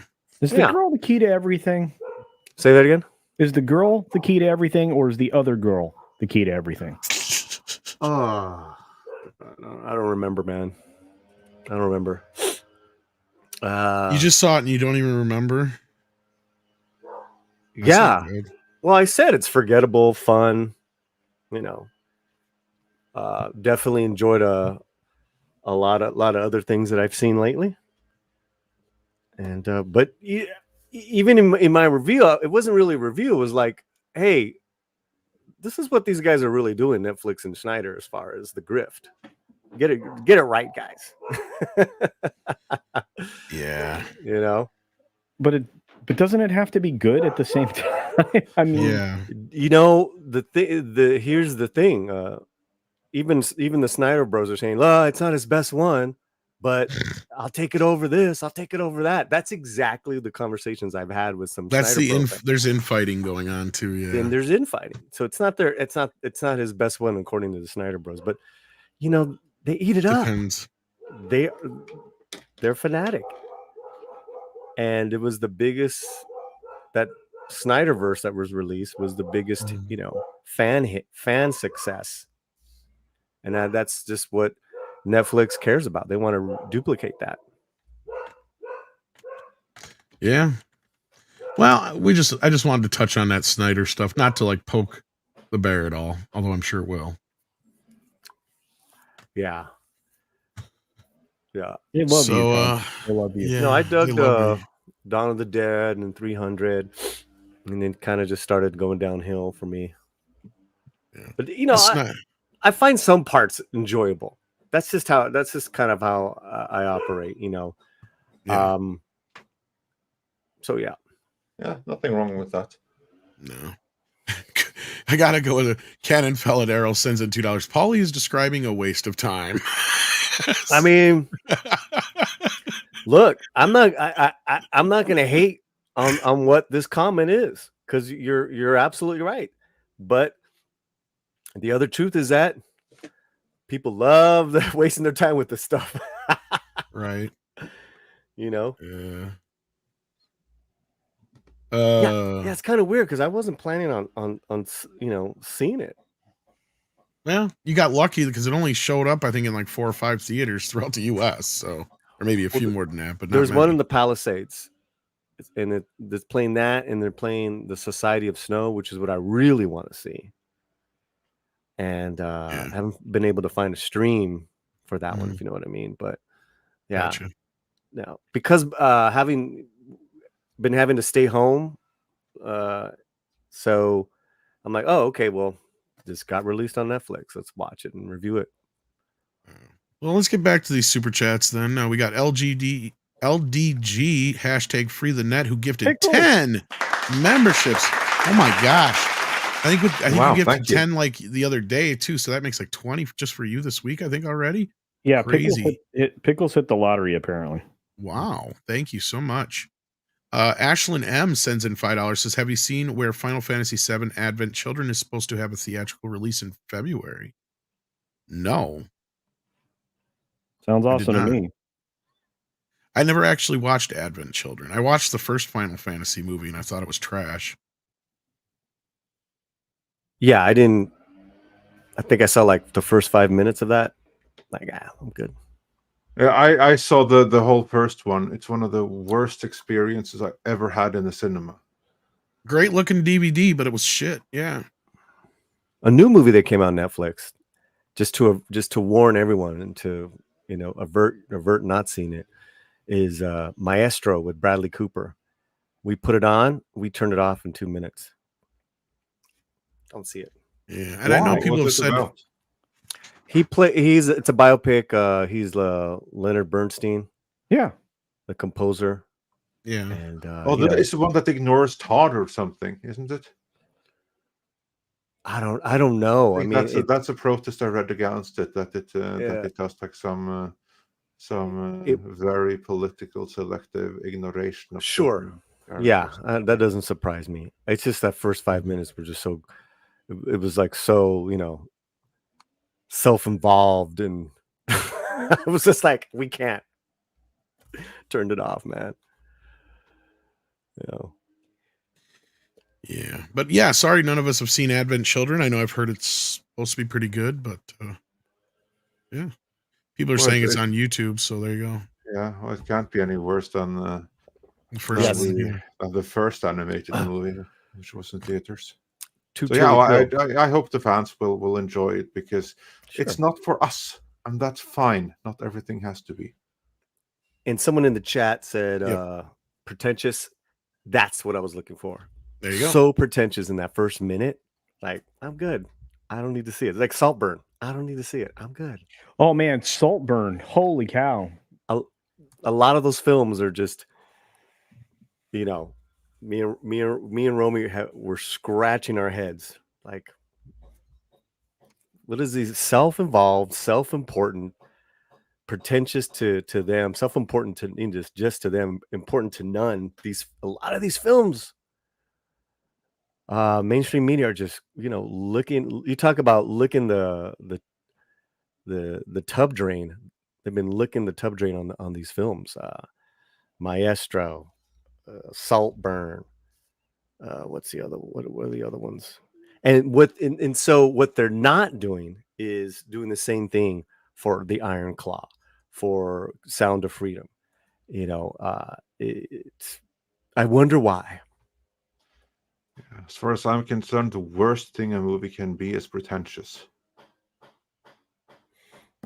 Yep. Yeah, Bradley Cooper did direct it. Wow. Tomac sends in $20 and says, release the butthole cut. Yes. Yes. I thought they were going to. I hope so. I want. I mean, like the Beavis cut. I spent 20 years. 20 years trying to get the definitive cut of Showgirls, and now I have it. You're welcome. You didn't get a Christmas present from me. You got it from Andre instead. So there you go. Yeah, you've seen it now. How was it? It's definitively the cut. He's seen Vajayjay. That's what he's saying. We have Paul, speaking of Vajayjay here. Oh, Paul's here. I'm out. I'm out.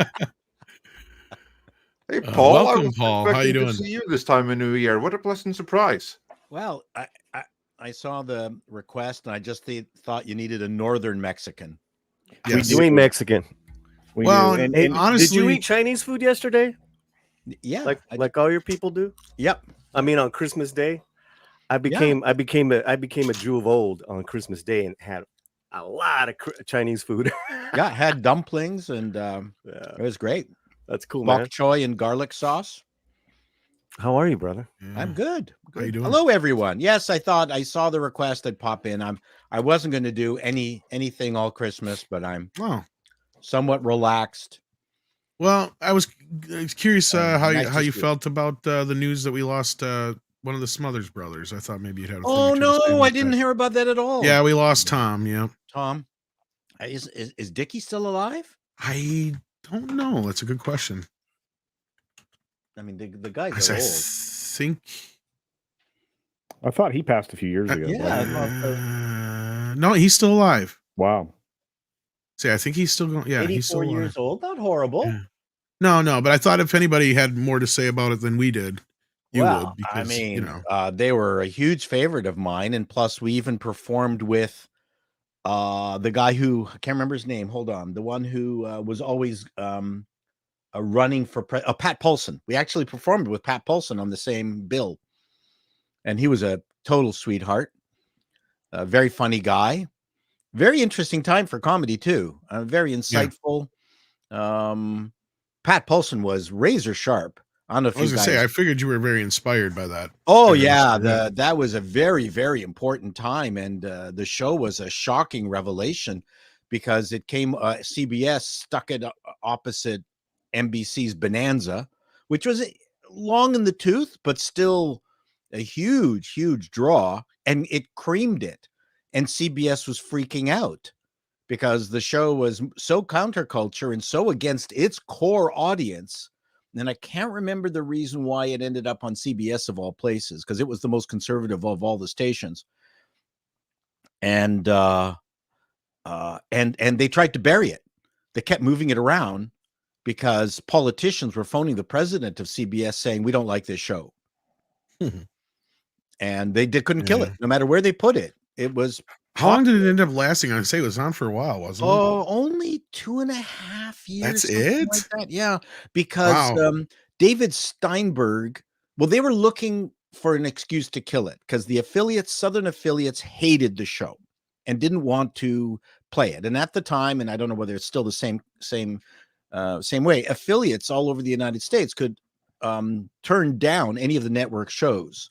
And if there was anything risque, or let's say there was a black and white people kissing, then the Southern United States affiliates would, for instance, the Star Trek episode where Uhura and Kirk kissed were completely not played in the South in its first run. And so they didn't like Father Guido Sarducci, and they didn't like David Steinberg's monologues to God, which were absolutely brilliant. And if you listen to them now, they're quite mild, but he's talking to God.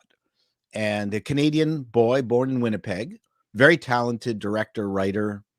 And the second time he did it, they recorded the show, and CBS didn't air it and then canceled the show right after that. So they just wanted an excuse to take it off the air, and they used, I believe, David Steinberg's monologue to God to kill it. But I mean, the number of people, Buck Henry, Buck Henry, I liked. Banjo guy. I liked Buck Henry a lot. He was really young too. Oh yeah, they were all young. I mean, this was it was one of those great shows where just a whole bunch of incredibly talented people came together and you were introduced to them. Same with Sid Caesar and the Show of Shows.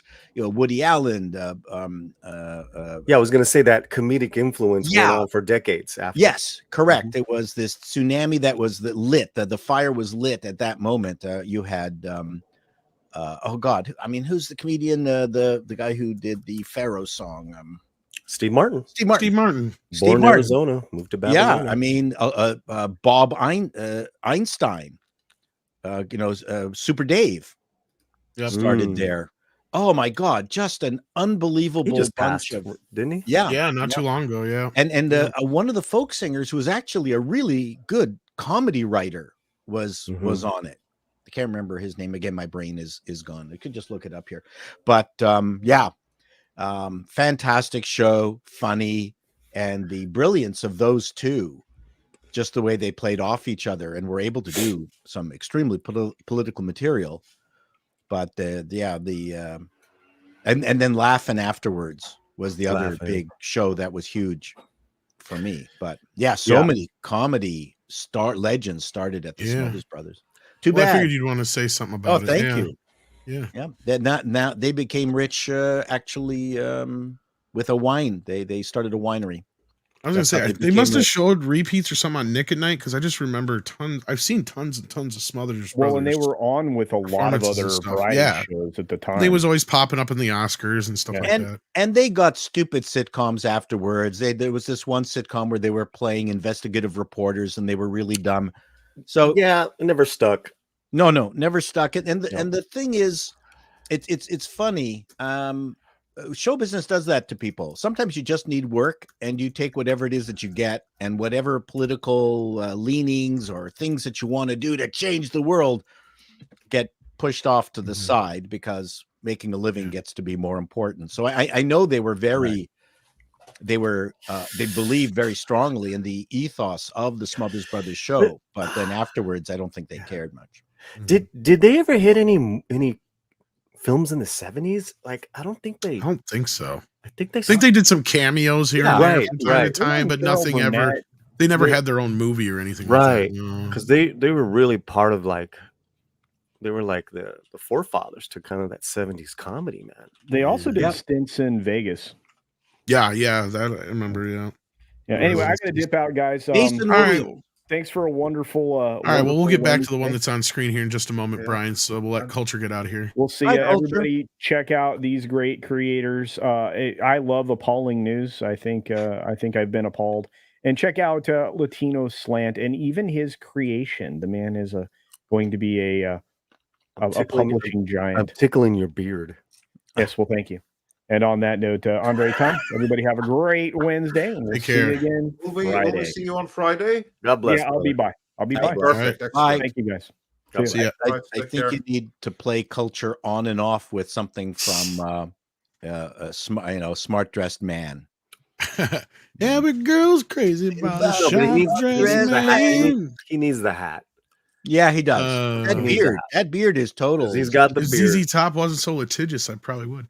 70s rock fan also brings up, we lost another actor today. Canadian $10. Yes. Thank you, Brian. That's right. Rest in peace, Lee Soon-Kyun, if I'm saying it right, the wonderful actor beyond internationally known Parasite. He made wonderful movies and shows. My Mr. Pasta, A Hard Day, Payback, Sleep, etc. A real human tragedy. Yeah, I'm not real familiar with him, but sorry to hear he passed suddenly. I'm eating pistachios, by the way. Due to his own he did issues, I guess it sounds like. Yeah. This is the best way I can put it for YouTube standards. Petersky sends in €5. This is a late Christmas miracle. I just saw G1 and I sympathize and empathize with the characters, even though none of them look like me. Gasp. Awesome movie. Yes, indeed it was. And I'm sure you're rubbing the salt in Andre's wound. What's G1? Very much so, yeah. Godzilla. I still haven't seen it. Yeah. And neither have my brother-in-law is married to a Japanese woman. She was over for Christmas, all of them, and asked, have you seen Godzilla? And she said, nope, haven't seen it. She's not an anime or Godzilla monster fan. What the fuck is the use of having an actual real Japanese relative and you can't talk about that shit? Because she likes guys like you. That's why she don't like that stuff. I got my IMAX poster right over my shoulder there. I would say that seems like a waste of opportunity to marry Japanese and find the one that doesn't care about any of that stuff. That's isn't it? Like, I thought it'd be a national important thing to do is to watch it. You'd think so, but that's actually kind of like niche, and the people that are into that over there are geeks there too. That's like the thing. So, yeah, I mean, that's pretty bigoted of you to go after the Japanese. It's extremely bigoted. Pretty awful. Pretty awful. Andre, you got this for a second. Sadie's barking. I'm anxious. Yeah, sure. It's like when the one black guy appears at your party and you go, so what do you think about about just do it to me. Just do it to me. You're like, hey, I love guacamole. I can't. I wouldn't even have thought of that. Well, Mike can't stand guacamole. I love guacamole. I love guacamole too. And that's one of my favorite make a mean is to go to restaurants where they have like fresh guacamole and have that with nachos. I mean, no, that's awesome. But anyway, my countryman, Accident Seller, says for 50 Norwegian krona, 1000 takk, just saw There's Something in the Barn, a 2023 Hollywood movie set in Norway with the U.S. family terrorized by a fjøsnisse. has famous Norwegian. How the hell have I not heard about this? Comedy. There's What is a fjøsnisse? Fjøsnisse. That is it's a goblin. That would be the best way this looks to great. translate it. It's a goblin of Norwegian folklore. Yeah, that's what it is, and it's the kind of goblin that for peasants and stuff like that, they have to leave food and stuff out for, because if they don't, they're going to run havoc on the farm. They're basically like a goblin gremlin that unless you bribe them with food, it's going to be hell to pay. There's something in the. How have I not heard about it? Accident It just came out. For alerting me to this. I need to find this right away. It's streaming. You can buy it. You can stream it. And it just came out a couple months ago, so maybe you were, all that Spanish sun is getting to you. Evidently, yeah. I'm losing track of what's happening in Norway. Right. There's a lot of European folk tales of creatures that you got to feed regularly or they'll turn on you. That's all over Europe. Does your Japanese relative like Norwegian folk? I will ask her. In my Japanese. Honorable Hungarian Jew monster. That's right. There's what would be the name of I can't wait to see this. A movie about fjøs. Yeah, that's cool. Very cool. There's only one Jewish monster, and that's the Golem. Golem. That's right. Not the same Golem. one. The Golem. It's all Golem, right? Yeah. Made of mud. Yeah. So that's the only one. That's the only Jewish monster. It's a creepy one that I'm aware of, except for the modern day man-made ones. I mean, there's certainly more modern day ones, but right. But traditional ones, yeah. All right, yeah. Then moving on, Rico Zorro Suave has been a member for 24 months. That's awesome. And speaking of Zorro, stay tuned after the stream, because many have asked me, what do I think about this new Spanish language Zorro trailer? Well, stay tuned, because right after this, we'll be dropping an exclusive video on Midnight's Edge Espanol. If you're here already, you don't need to do anything, because this stream is going to link directly to that, where the ladies and gentlemen of Midnight's Edge Espanol plus myself discuss the new Zorro trailer in detail. So you don't want to miss out on that. Nightwish fan 1991. And I have had the pleasure to see live several times. Yes, this is during Titaria years. Said for $10, rest in peace, DCEU. So during its entire 10-year run, how many times did the creative heads of the DC movies change? Wow. Well, let's see. Let's do a quick count here. Initially, it was Zack Snyder, Charles Roven, and his team. So that was number one. And that lasted until the release of Batman v Superman. Though, to be fair, they were creatively overruled, because Zack Snyder wanted to do Man of Steel Part 2. It was the heads of Warner that said, no, you're bringing Batman into the fray. So they weren't replaced, but they were creatively overruled and told to do this thing instead. Then, in the midway of or after the release of Batman v Superman, then Zack Snyder was demoted, and first Ben Affleck was the one who was made a little bit more in charge. So that was kind of like reign number 1.5. That only lasted for a couple of months until the guys who did the Justice League retooling came in. I always forget that it was two guys. It was Joss Whedon? Johnsonberg. Johnsonberg, thank you, Johnsonberg. You got Affleck, right? Yeah, exactly. I got Affleck. That was regime 1.5. But let's call that regime 2. And since we're counting. And then regime 3 would then be Johnsonberg. Johnsonberg were replaced by Walter Hamada. Walter Hamada was never replaced, but then came Ansarnov. And then it became the Sarnov-Hamada regime. So then we're up to what? 5? And then it was the interim regime of Michael De Luca and Pam Abdi, and then it was James Gunn. So we're like, I lost count, but like 6-7 different regimes in 10 years.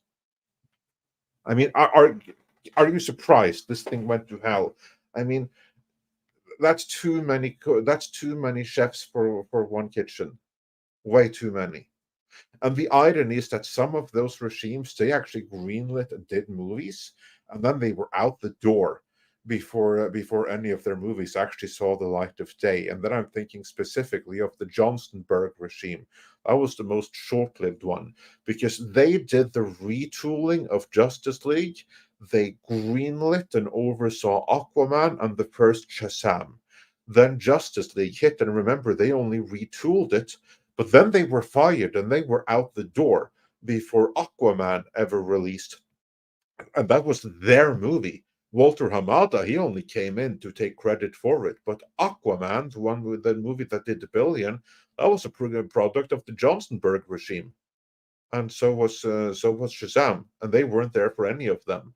Whereas Walter Hamada, the first movie that he greenlit was Joker, and he did so begrudgingly, doing lots of hedges so that Warner wouldn't make any money of it because he thought it was a dumpster fire. Whereas the first movie that he really did greenlight, Birds of Prey, that was the dumpster fire. So yeah, fun stuff, good times. So yeah, that's about the answer to that. John Scallop, John Stallcup says for $2. March 8th, Angel Studios release is Cabrini. Okay, cool. We'll have to check that out and see what it's about then. Yeah. I have no idea what that is. So we've got a pretty good relationship with them so far. If we ask for it, they give us a screener. They're the only studio. Of course, they're the only. I mean, we tried a few other things, but yeah. Otherwise, yeah. So maybe we'll check it out if it's something that looks like you guys might be interested in. We got Chris K, who sends in $5. Says, any solid info about Warhammer 40K series? Also, is there any good Norwegian folk metal, or is that genre best left in Finland? Okay, well, Warhammer 40K, unless one of these guys knows more than I do, just that it's been announced. Henry Cavill's still supposed to be involved.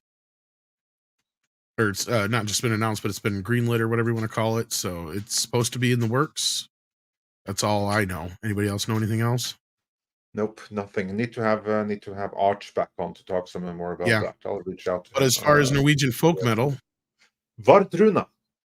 You want to check out Vardruna? I'll say it's slower with a more English pronunciation. Vardruna. That's WARDRUNA. You want to check those out. They are freaking amazing for doing like folk metal. Beyond that, you have a bunch of individual folk songs which have been done tremendous justice many times over. But in terms of like bands devoted to it, the Finnish do an excellent job. Something that you can check out, which there are many brilliant renditions of, is a Norwegian folk song. I'll put it in the chat here because I can pronounce it, but no one is going to be able to pick up on what the hell I'm saying based on the pronunciation I'm saying. So I'm just going to write it here in the comments. Just 1 second. That's what I said to do in the first place. Yeah. Although I think somebody's got it for you. Yeah. Wakanda, Vardruna. Yeah, that's the one. But one song you want to check out. There are many different renditions of this. Most of them very good. Some are even like black metal, and they're still tremendous. This is one of the most famous Norwegian folk songs, Kråkevisa. It means to crow song. Like for instance, Aha. The band that did Take On Me. That's actually a Norwegian band, and the lead singer of this band, even he has a Norwegian language rendition of this song, Kråkevisa, and it's beautiful. It's fantastic. It is not my favorite version. My favorite version of this song is by a band called Sovereign. And as far as I know, they only released that one thing. So it's not really even a band. It's just a group that got together to record a rendition of this particular song. And that's the best rendition of it. If I clip this, I think I'm going to include that whole song at the end of the clip, because I don't think there's any copyright to it, because there's no real band there. So yeah, for this clip, enjoy Kråkevisa. This is the most insane esoteric Europop discussion I can recall. I mean, I'm just looking at their song Helvegen, which translates to the way to hell. That's my kind of folk music. That's actually a place in Norway, you know. Helvegen. No. Helvegen is the road. Helvegen? Is the road to hell. But there's a place called Hell in Norway. Oh, it's a place. It's a like you have like this song from Belinda Carlisle. Remember, heaven is a place on earth from the 80s. Well, hell actually is a place on earth that you can go visit. You even have like many folk tales where you go to hell. Well, there is a place called Vulcan in Canada. Yeah. So, yep. Words have meanings, but not always the same depending on where you are.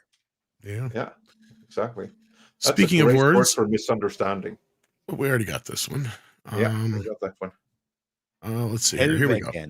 Corbin Dallas sends in $5. Says, sorry about any confusion, Andre. I meant at the gates. Damn typos. Oh, well, that explains it. There you go. Yeah. Yeah, that was worth an extra 5. Yeah. Accident Seller sends in 50 Norwegian kronen. Says Die Hard 3 was originally a Lethal Weapon script, but Riggs and Murtaugh, you can kind of notice in their banter, it suits Gibson and Glover. Now, as far as I understand, this was a bit of trivia that was not true that was put out. I don't think this is accurate. It was a sketch script written by Jonathan Hensley. Yes, go ahead. On to write and direct the Punisher movie from 2004, where he demonstrated very clearly that the skill with which he crafted Die Hard 3, originally titled Simon Says, was a fluke and not really indicative of his talent. And that's where I think that's where this misconception came in, is because the original script was called Simon Says. Now, I think they were thinking about using it for a Lethal Weapon film. Yeah, it was a spec script that they considered for various things. Yeah, it was considered for a Lethal Weapon. This is true, but it wasn't. It never started out a Lethal Weapon and got converted. It was a spec script that was going to be some kind of genre thing, and it ended up becoming Die Hard. Yep. That's my understanding as well. Mercenary X21 sends in 5 and says, Toys with Robin Williams is a Christmas movie. Then again, so is Nightmare Before Christmas, being both Christmas and Halloween movie. As for Rebel Moon, goes on to say, I have a friend that loves Rebel Moon and is too dumb for me. The friend or the movie? Oh, both, probably. I like the guy and we'll back his comic, but God, I can't understand what he sees in it. Well, it was terrible. I guess you guys saw it too. Yeah. None of us saw it, but Paulie. So I saw it. What? Rebel Moon? Yeah, I saw Rebel Moon. Yeah, trash. That's what I just said. You saw it. Simplistic.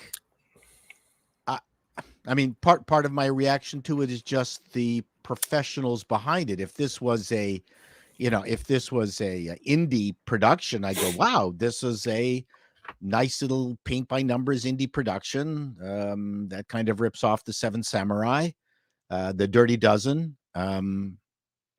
I mean, that's a trope. Who cares? It's like a horror movie, but not for something that's supposed to be competing with Star Wars. It's amazing. There's just so many things about it. I don't know if you want to even get into it, but it's shockingly stupid. Like, just so immature. I would have expected better from a full-on Hollywood production. Yeah. Doug 1985 on that note says Zack Snyder couldn't direct a porno. Well, he could, but it'd be all sepia toned and in slow motion. You couldn't see nothing. Yeah. No, actually, I think he would be an amazing porn director. Yeah, I think so too. Yeah. I don't know. Michael Bay would be better. Night Switch, however you said that, with €5. Says, I really love the visuals in 300 and Watchmen, but everywhere Snyder puts his own story in, the film screws up in some way. Even so, I love his Man of Steel. Well, yeah, I don't mind his Man of Steel. I like his Man of Steel. I'm a big fan of it. Why though? It's not Superman. We're just saying we like his Man of Steel. That's all. Yeah, exactly. Yeah, no more to it. No more to it. Yeah. I mean, did you just say you like the Zack Snyder's Steel Rod? Yes. Might as For his well, porno. because that's really all like a he's porno, doing for 2 Man of hours. Steel, and his rod. It's not even a Superman movie. That doesn't matter. It's an still emo It's man a cool movie. It's a cool piece of movie. entertainment. Yeah. And it's a fine piece of entertainment. You mean it doesn't matter? It's what set them down the path that they got to now. It doesn't matter. That's a different issue. You can. So, for instance, okay, I'm sorry, but you guys are to me going like we walked into a restaurant and it's a steakhouse and we all got served fish, even though none of us ordered fish, and you guys are like, well, even though we didn't order, it was still pretty good fish. It's like, that's not the fucking point. We walked in and we ordered steak. Like, what the fuck, you guys? Well, no. You walk into a steakhouse and get good food. You're at a restaurant to enjoy the meal. And if it's an accidental good meal, then it's a good meal. That's how I see it too. I enjoy Man of Steel tremendously. I enjoy, although it gets a little bit much towards the end there. I mean, that's like CGI shitfest. And I'm with Master Clockwork. It's a shit movie with or without the Superman aspect. Polly was trying to say something. No, sorry, I mean, ahead, hey, we're talking about Zack Snyder movies. I love it. I love it. I love that this guy evokes so much emotion. I loved his Dawn of the Dead and 300. I didn't see Dawn of the Dead. Not my kind. Oh, of really? No, it's not my kind of film. I don't do zombie films. I think you'll dig it. Yeah. Great cast, man. James Gunn wrote it. That's the best thing going for it. Oh no, it's a good film. But see, we're arguing about Snyder films. You know. Well, here's the truth, and this is what I was. The writing should have been better in this film. I was going to say, I was actually looking forward to Man of Steel because I liked 300. I liked Watchmen. I thought this guy was going to do a good job because he was so true to those films' stories. I loved Watchmen. Right? But so I was like, I thought Watchmen so was disappointed. Great. But a lot of his films recently have like just gotten such down the middle, hate it, love it. There's no in between. Well, but I can empirically go through the script of Rebel Moon and even point out small changes that would have fixed it. So, well, my theory is that the same thing with Man of Steel. Extended cut, right? That's supposed to come out. That was actually the original cut, and they just put this crap together. For Christmas. Yeah, I can believe that, but that's the sad part. It's 2 hours. The New Hope was a little bit under 2 hours, and was compelling. Like you don't need more than 2 hours to really entertain and hold your attention. No doubt. I mean, I think one of the big mistakes is that it's only like this thing was kind of set up. You just should have made it a limited miniseries or something. You maybe you take your time with each world that you're because you're not just gathering you're gathering your samurai group, but you're telling so many stories of so many new worlds. Sure, but again, hey, do you want to go to this shithole tiny planet and help it? Yeah, okay. But first I got to defeat this hippogriff. Oh, you want to come to the shithole planet and defeat the mother? Yeah, but Paul, sure. This is bad. Terrible. This is bad sea level like sci-fi, which can be fun, man. Come on. No, I agree. You're being way too snooty about this shit. Man. I am, but the thing is, I liked it better the first time it was called Battle Beyond the Stars. Battle Beyond. Oh, yeah, that's basically the same movie. But again, you would have had way more fun if what's his name, who with the Dumb and Dumber haircut landed, and she was already there, and he goes, if it isn't Kara. Oh, I haven't seen you in a long time. I mean, if they had actually met there and then it would have made way more sense as opposed to we are the motherfuckers and we have all over the galaxy, but we are going to land on this tiny planet that generates enough wheat that would only supply a McDonald's enough for lunch. All I saw was one plow. Yeah, one plow in front of a screensaver of Saturn. Right.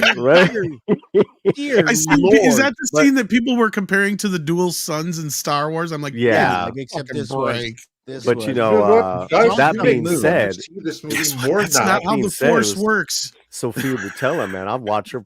Oh, she was great. I'll watch her plow anything. I hate the girl boss thing, and I thought she was good. I'm getting to the point where I almost got to watch this thing just to make fun of it. You just sold me on the movie. I want to see it now. No, just to make fun of it. That's how bad it sounds. But it's too long. But it's horrible. You chuckled at me, horrible, Paul, when I said you could fix Man of Steel with a rewrite. I did. I got a 20-minute video that never got released. It's only available to members, where I actually went through and fixed Man of Steel and made it a Superman movie. Well, I think Andre I worked with everything that was there too, and do a joint review. I think it would be amazing. You get 1 million hits and all that stuff that you guys love to get. I don't know. I said if I actually get 30K subs in the next 3 days on Midnight's Edge After Dark, I'll do a watch party. That's what I said. So I gotta hold to that. And the ninja girl sword person who has flaming sabers who this sounds like Sophia Boutella. She was great. Not Sophia Boutella. There was there's another one. Or Oriental woman with flaming it's like swords. Japanese or Korean actress. Yeah, and so she defeats this ugly spider woman creature played by Jenna Malone. That turns out she was just trying to protect the planet from the mining that was killing her species. I'm going, wait a second. What? Yeah, but they had her kid. They had her little girl or whatever. Child. Well, she took the little girl because it was her last-ditch attempt to try to save the planet from the titanium miners or whatever that had completely ravaged her place. I'm going, crap, take the girl, squish it, do what you want. That was a good scene.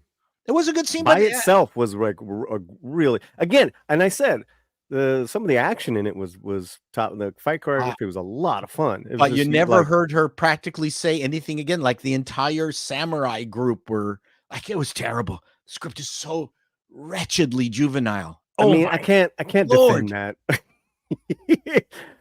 can't defend. Well, that's that. Zack Snyder. He's perpetually a 12-year-old. Oh, a horny 12-year-old. But so are we in some cases. Yeah, guys. Yeah, but there's a difference. Is I can step out of that. Like he can't. Well, he thinks he's so fucking amazing. Let's step into your room of toys. I don't give a shit. I'll still make a better Batman Superman than he could. I can make a better Star Wars ripoff than he could. I don't. Okay, Zack Snyder is one of the most overrated fucking directors in history. He's a fucking straight to video director who deserves to be making commercials at best. Damn. I don't think he's going all in. He has not done anything. He has not done anything original. Not fucking once. Even Sucker Punches and all that original. No. But he has done enough to put himself in the pantheon of directors. If all he did was a J.J. Abrams level director. No. Yes, he is completely. No. J.J. Abrams compared level to J.J. all Abrams, the fucking way. Compared to J.J. Abrams, at least he swings for the fences. Yes, I completely agree with Paulie. Abrams doesn't swing for shit. Come on. No. J.J. Abrams is generic bullshit. Whereas at least what the fuck do you think Zack Snyder is? He's generic bullshit. Just because it's got a fancy package. If you could see the fancy package that is through the dark, dingy bullshit. The Watchmen was not generic. No. Yeah, but he didn't create that. That's my fucking point. He has never done anything original. He's a director. He directed it. A great vision in that movie. At least J.J. Abrams had fucking 8mm or whatever. Bro, you're on crack, man. You know. No, I'm not on crack. Let's take a poll in the audience. No comparison. J.J. Abrams and Zack Snyder on the same fucking Mount Rushmore of shit directors. I would take Zack Snyder at his worst against J.J. Abrams at his best. Absolutely. That's all we're saying, dude. Yes. That's all we're saying. At least J.J. Abrams wrote Regarding Henry. Which get out of here. Listen, I'll go 3 films against any of JJ's films. You got Dawn of the Dead, 300, Watchmen. What does JJ have that beats those? Well, nothing. You got quiet, didn't you, Tommy? Watchmen, what, 300 and what? And Dawn of the Dead. Dawn of the Dead. Okay, well, first of all, Dawn of the Dead's a fucking remake. Stop. Everything's a 300 and fucking Watchmen remake, are dude. fucking He did a comic book movie. movies. It doesn't matter. Okay, all right. Let's say you're right. Let's say you're right. Let's say you're right. And actually, movie. J.J. Abrams, all of his films outgrossed all of those. Actually, No. We're not going box office. I'm talking actually, about Star Trek 09 was better than at least half of those. Because I didn't really care for 300. I just thought, okay, he did a good job with it. It was like, it's all right movie. That's what you got? Yeah. Star Trek? And The Force Awakens was fine. You could have actually done something with that. Oh my God, dude. You talk about a remake. You're making me stick up for two shitty directors here. And a total. Paint by numbers. Wait, hold on. I'm gonna curse. Fuck The Force Awakens. You killed Han. You didn't have Han, Luke, and Leia together. You know what, Tom? Now I'm getting pissed because that's bullshit. That's what I mean about Zach. Well, you know what else J.J. Abrams did? He did Lost. He did a bunch of other television shows. A lot of people were pissed about the last couple of seasons. Let them be pissed. Guess what? My point is Zack Snyder is no better than J.J. Abrams. And you guys can't handle that. I put my 3 films up to any of that J.J. garbage. Any of those 3. Come on. Dawn of the Dead. Fucking 300. Fucking Watchmen. Those are I already got you. Compared to J.J. Abrams. Let's compare the original shit. Let's compare the original shit, okay? Regarding Henry, great fucking film. J.J. Abrams was one of the writers, okay? What is Zack Snyder wrote? Sucker Punch? Rebel Moon? Well, either way, we are dealing with 2 directors of the lowest possible creative caliber. Both of them are visualists first and foremost. And beyond that, we have a ton of super chats that we need to move on with. All I'll just say is J.J. Abrams killed Star Wars. Fuck that. And Ryan Johnson did. Ryan Johnson did. One good thing for no. Ryan Johnson came through the middle. You can still fix it after that. I maintain Ryan Johnson came on the middle and came all over Force Awakens. I'll give them motherfuckers already dead. Hey, all right. Here's the surprise. Han Solo was already dead. No, the problem with that is you didn't make it matter. That's the fucking problem, Paulie. I'll give JJ one big thumbs up, and that is Fringe. Yeah, I like Fringe. Don't forget his other one too with what's her face, Jennifer Garner. But he had that other show too. That's TV work. He's got a team. It's still more than Snyder did. Okay. But I'm talking about my 3 films, dog. You still haven't got my 3 but he films. has again. I counter you with anything original that he has done. Anything. No one's original in Hollywood. Shut up with that. Paulie is right. Well, Lost, Alias, all those shows were original shows. Okay, so but you're changing the argument. Let's keep going with the. Give me 3 movies. Give me 3 movies that beat, right? And you still could salvage the Star Wars movies after and the different genres too. Okay, back me up here, Chato. Yeah. Day of the Dead, Dawn of the Dead, Zombie, fucking. You talk about original 300 just like came out of nowhere. That blew the lid, dog. That blew the lid. The Watchmen. Poetic, epic, fucking visionary. You sound like a Snyder hole right now, man. Jesus. This is why I can't stand Snyder hoes. Because they cannot let anybody say anything. That's what they sound like. Because God forbid you say anything negative about this man. No. I'm with you. I'll give you 12 comic book fans that'll tell you he ruined Watchmen right now. I've heard them and they're wrong. They're actually right if you think about it. The best rendition of that book possible. I love the book. We got it here now, guys. All right, you got it here now. Tom is actually defending J.J. Abrams. If it comes to between him and Zack Snyder, fuck yes. Woo. Okay. Wow. I think you're going to regret that later, Tom. Zack Snyder lost every bit of respect for me when he came out and killed the Geeks and Gamers stream. It's a different argument. We're talking about this movie. No, it isn't. J.J. Abrams came out and asked him, what do you think about fans and what they say about you? He goes, they're right. You just revealed your bias. You just revealed your bias. Okay, then I can't have this talk. We can't have a good nerd war. We can't. Yeah, you can't straw man. You're straw manning. Not to say you're wrong either. We're not disagreeing with you on that point, Tom. Not to say you're wrong about the Geeks and Gamers, because I was fucked up too. Yeah, but at least when JJ was asked about what fans say, he said they're right.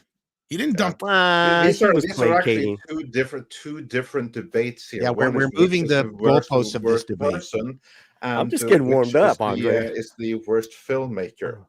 And with that, let us move on. I love this stuff.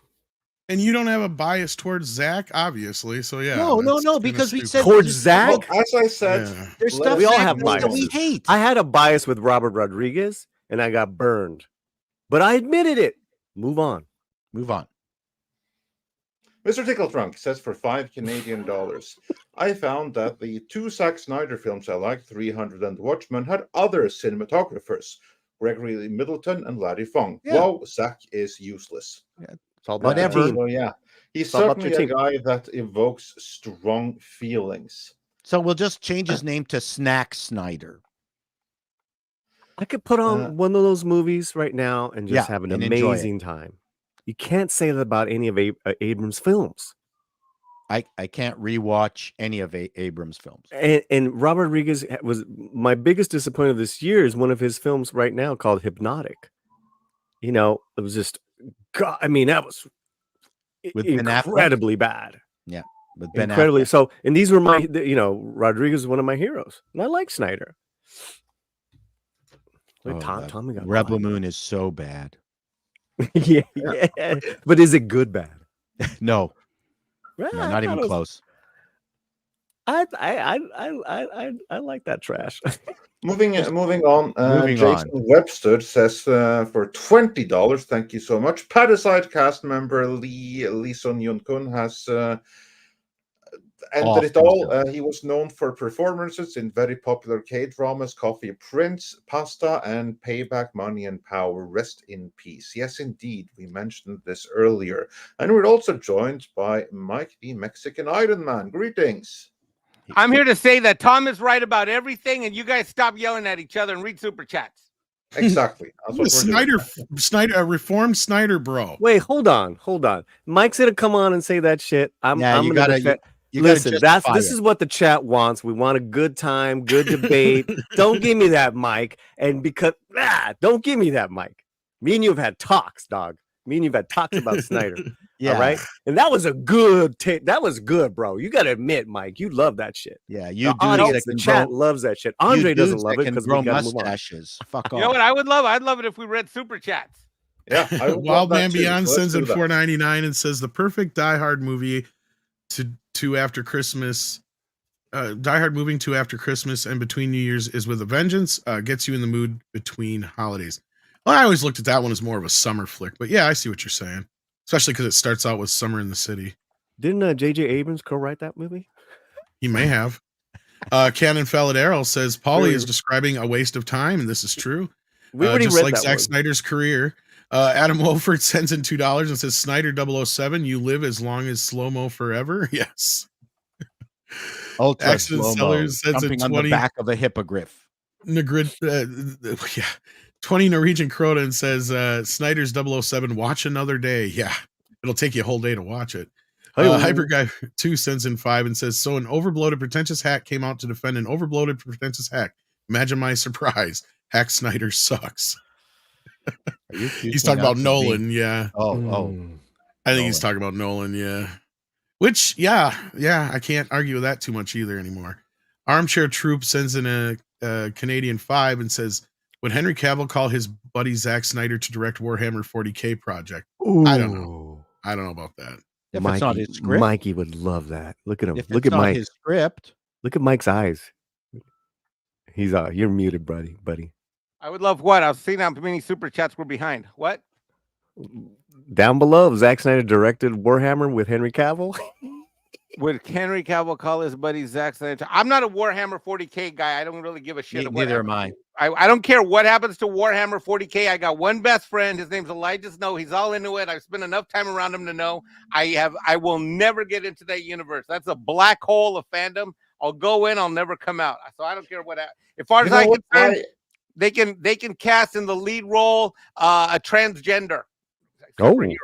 I'm kind of with Mike on this one. As far as I can see, I mean that is a black hole. You go there, you never come out again. So I think I'm gonna stay good and well on the outside the event horizon of that, just to play it safe.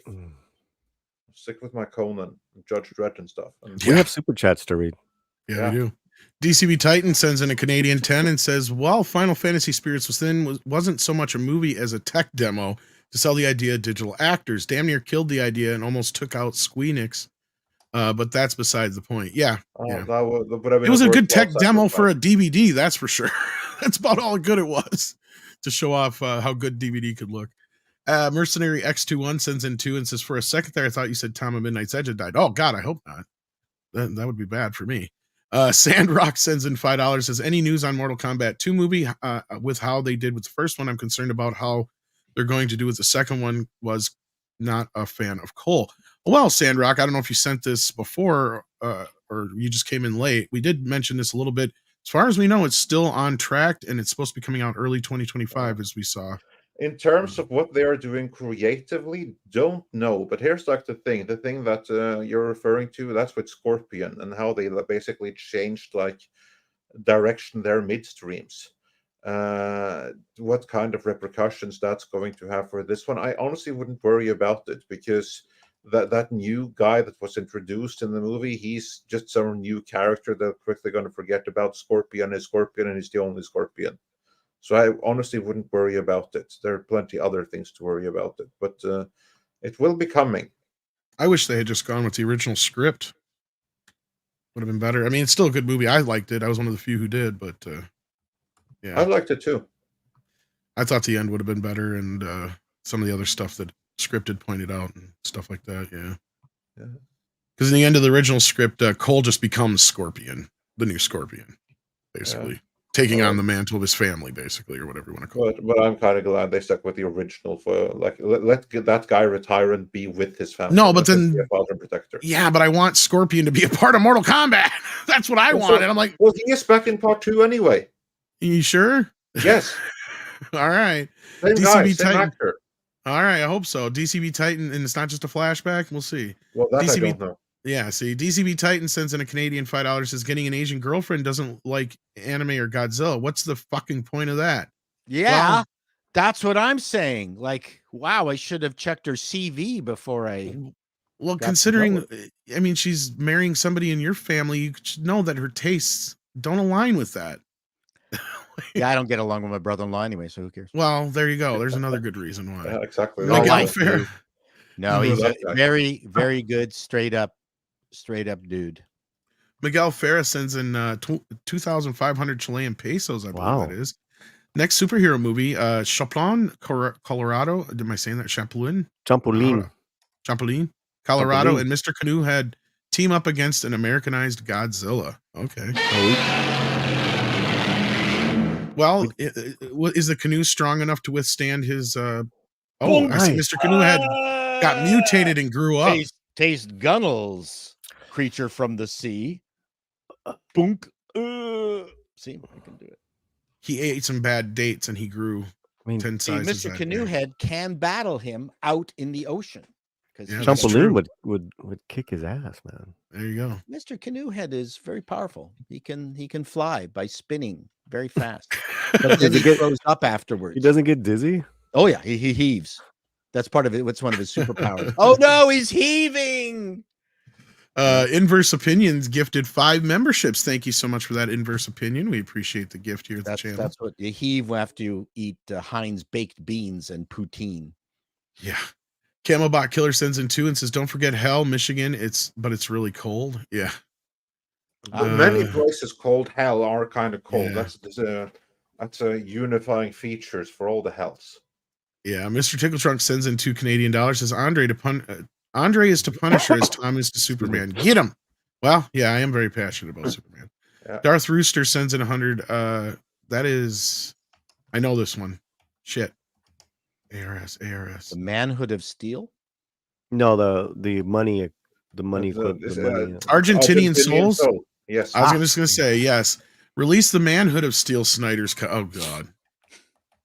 So you got, 5 more minutes of Kevin Costner going, I don't know, let him die. And then just a bunch more fucking destruction porn at the end. His death was terrible in Man of Steel. I will say that. I know that. Just don't even. Kalekioki sends in $2. Snyder's films have never scored over an 80%. Not one. Exactly. He's got a select group of fans. No, it's what I'm trying to tell you. He's not as popular. I don't want to as get you started fucking again. Let's think. just keep reading. Doll Life Dan sends in $2. Says Leviathan is a Jewish monster that you forgot. Yeah, I guess. And I have I have what they have left anyway of the old Golem. No, silent films. I don't have a complete list of Jewish monsters. But I didn't know if you. What was that? Leviathan, I get it because it's Levi. Starts with Levi. It reminds me of that Jewish joke about great Jewish sports stars. Yes, it's a tiny pamphlet. A pamphlet. Yep. I mean, I guarantee you, it's a monster that's been circumcised and demonetized. Phyllis Mallory sends in $2. Says Tom Snyder is the Roger Corman of this era. I wouldn't even say he's that good. Well, keep going, I man. would say that he's way too fussy. I mean, the thing that was amazing about Roger Corman was just how quickly he would get a movie out.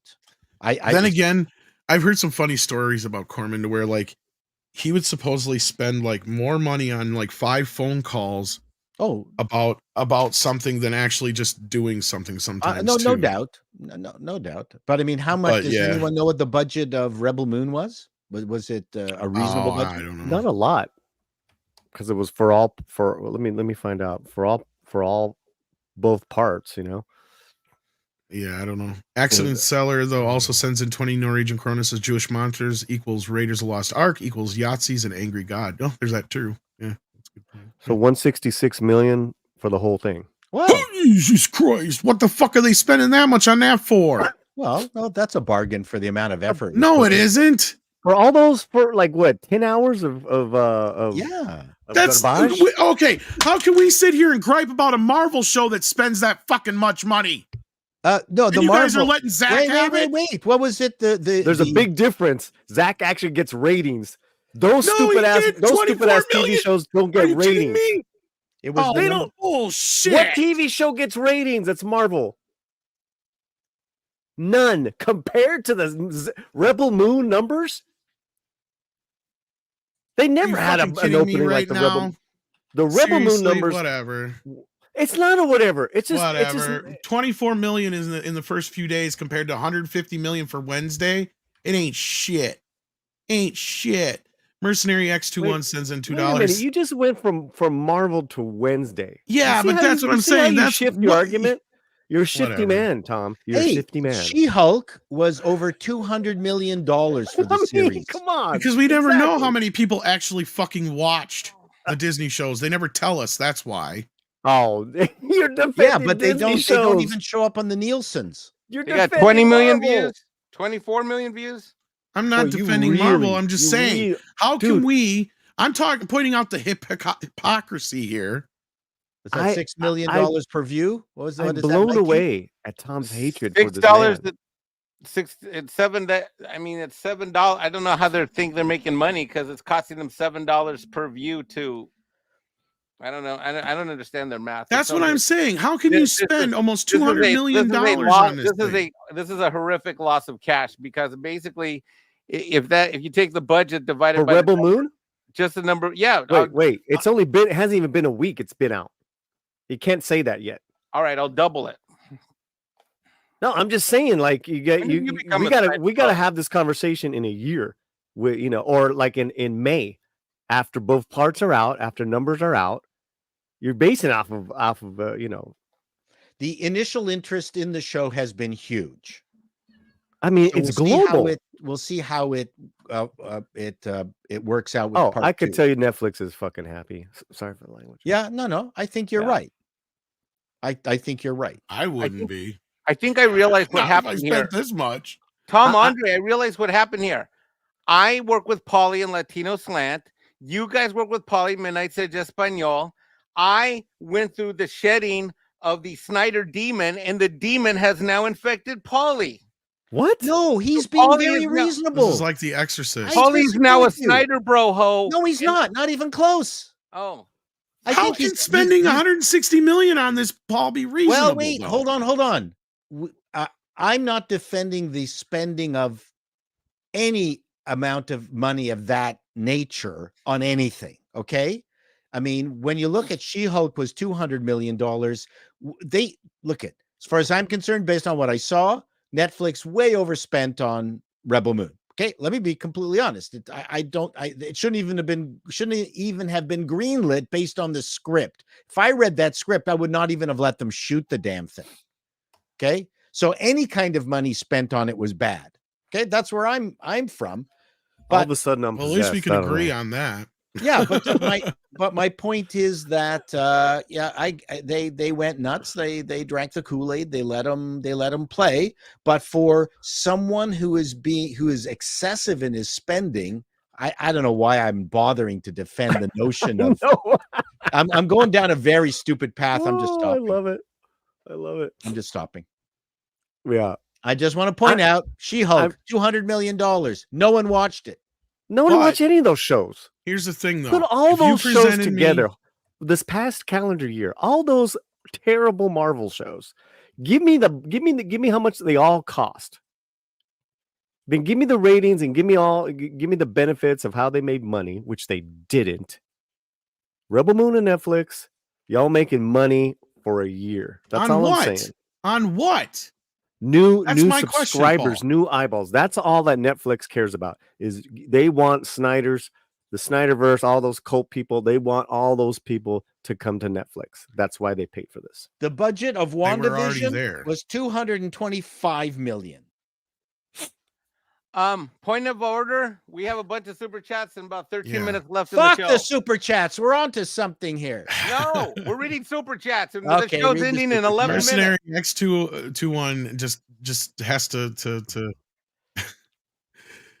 give me the numbers wrong. Abrams and Snyder are both cinematic. We're hitting the 3-hour mark. We got super chats to read. Mr. Tinkle Trunk sends in Canadian $5. Can I just say this? Can I just say this? No.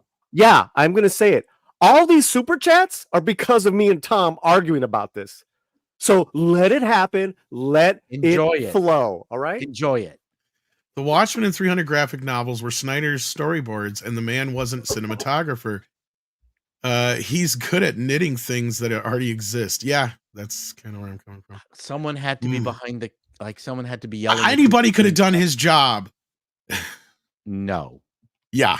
Mexican Iron Man with all the same crew. Yeah, anybody could have done his job. Mexican Iron Man sends in $4.99, says, okay, I just got home and tuned back. We might as well read it. You're on the screen. Why are the brothers I love fighting? You boys don't make me log in. Hashtag Mexican Iron Judge says read super chats. We are. Okay. Bite my guacamole, Mike. Camelbot Killers sends in 2 and says, Paul, Tom, can we agree to disagree? No arguing. Okay. Of course. But then Kareen says, fight. So Miguel Ferris says, I can't wait for the Midnight's Edge clips of this stream. Well, I don't think a lot of them are going to get made. Zontar says with a Canadian awesome. 5. Paul Gundam 0083 Stardust Memory in 0079 08th MS team, Top Gun in Vietnam, but with Max. Show version, though, not movie version. The movies suck. So he's giving you a recommendation here. Okay. That's a lot to digest. Write it down. Going through Blue. I just finished Blue Eye Samurai. Oh, how was it? Heard it was kind of woke. It got slow, and then I just wanted the action sequences to be snappier and finish off, and then they just sort of lingered a little bit. It's beautiful. It's just a stunning piece of animation, and it's interesting. It's an interesting story. Yeah. So you didn't like the way it climaxed? No. That's what she said. Mo Sislak is here, and he says, Paul is right. JJ puts out interesting ideas occasionally, but can't complete a story. Snyder's a bad writer, but he can create some fun action scenes. Watchmen was solid. Snyder creates some fun moments. Mo's Tavern. I'm not saying anything. We got to read because Andre's really Fakutino 93 sends in $1.99, says Tom, Zack Snyder, or Rob Zombie. Ooh. Oh my God. Man. Now you're talking bottom of the barrel here with these two. This is like, why don't you bring Uwe Boll while you're at it? Honestly, Rob Zombie at least made the second of his trilogy was pretty good. Devil's Rejects. I'll give him that. But yeah, I don't know. They're both pretty low. Chris J827 sends in $5. Says this is the best episode of Midnight's Edge Thank ever. You. Thank you. Thank you. Mo Sislak sends in another $5. Don't worry, I'm not going to do the voice again. Says watching Paul and Tom argue is way more entertaining than anything Disney has pumped out in ages. Keep the debate going. Yeah. Oh, Terry sends in $1.99. Says JJ's Mission Impossible 3 had the best villain. Oh yeah, that's right. He also did a Mission Impossible movie, and he almost buried. Okay. Now you got one. I like that one. It sucked though. No, I thought it did not. 3 suck. almost buried the franchise. No, 3 is what brought the franchise back. John Woo almost buried it. Yeah, you got to give him credit for helping bring back. I thought it was the Pixar guy who brought it back. And no, it was JJ. I give JJ that one as a Midnight's as a Mission Impossible mega fan. I'm gonna hurt you. That was I'm gonna hurt you. I'm gonna hurt her, and then I'm gonna make you watch. Yeah. Wow, okay, that's what Andre's thinking right now. Yeah. Sean Burdine sends in $5 and says JJ creates soulless mass appeal, corporate schlock, and adds excessive lens flare and mystery box nonsense. Snyder at least takes risks and has style. Look, some people are gonna like more than the other. I think at least with JJ Abrams movies, you can see what's going on. JJ feels like you've just had a meal of candy floss, and that's it. You're done. Yeah, but at least you can still see what's going on. Yeah, but your teeth have fell out. But you can see it. I just appreciate people speaking Superman. I just appreciate some people speaking some really crazy Spanish to me in the chat. Oh, really? Oh. DCB Titan sends in a Canadian $5 and says show ends when it ends, Mikey. If you need to leave early, the window is on your left. Oh. Whoa. That's a small window. I can. Do you live in the Amityville house or something? I can fit through that window now. I couldn't 2 years ago. Yeah. That room reminds me of the Amityville house. That window. Mike is in better shape than anyone here on the panel. He is actually. He's lost a lot of weight, and he looks great. Except for me. How do you say this again, Andre? Nietzwich? Nietzwich, yeah. Nietzwich. Why wouldn't it be? Isn't IEE? Knightsvich? No, that's what I said originally. No. NEI would be Knightsvich. Okay. When it's just the IE, it's Ita. Neat. Yeah, neat. Sorry. Yeah. That makes the E mute. Then it's just the I. Yeah. Neat switch.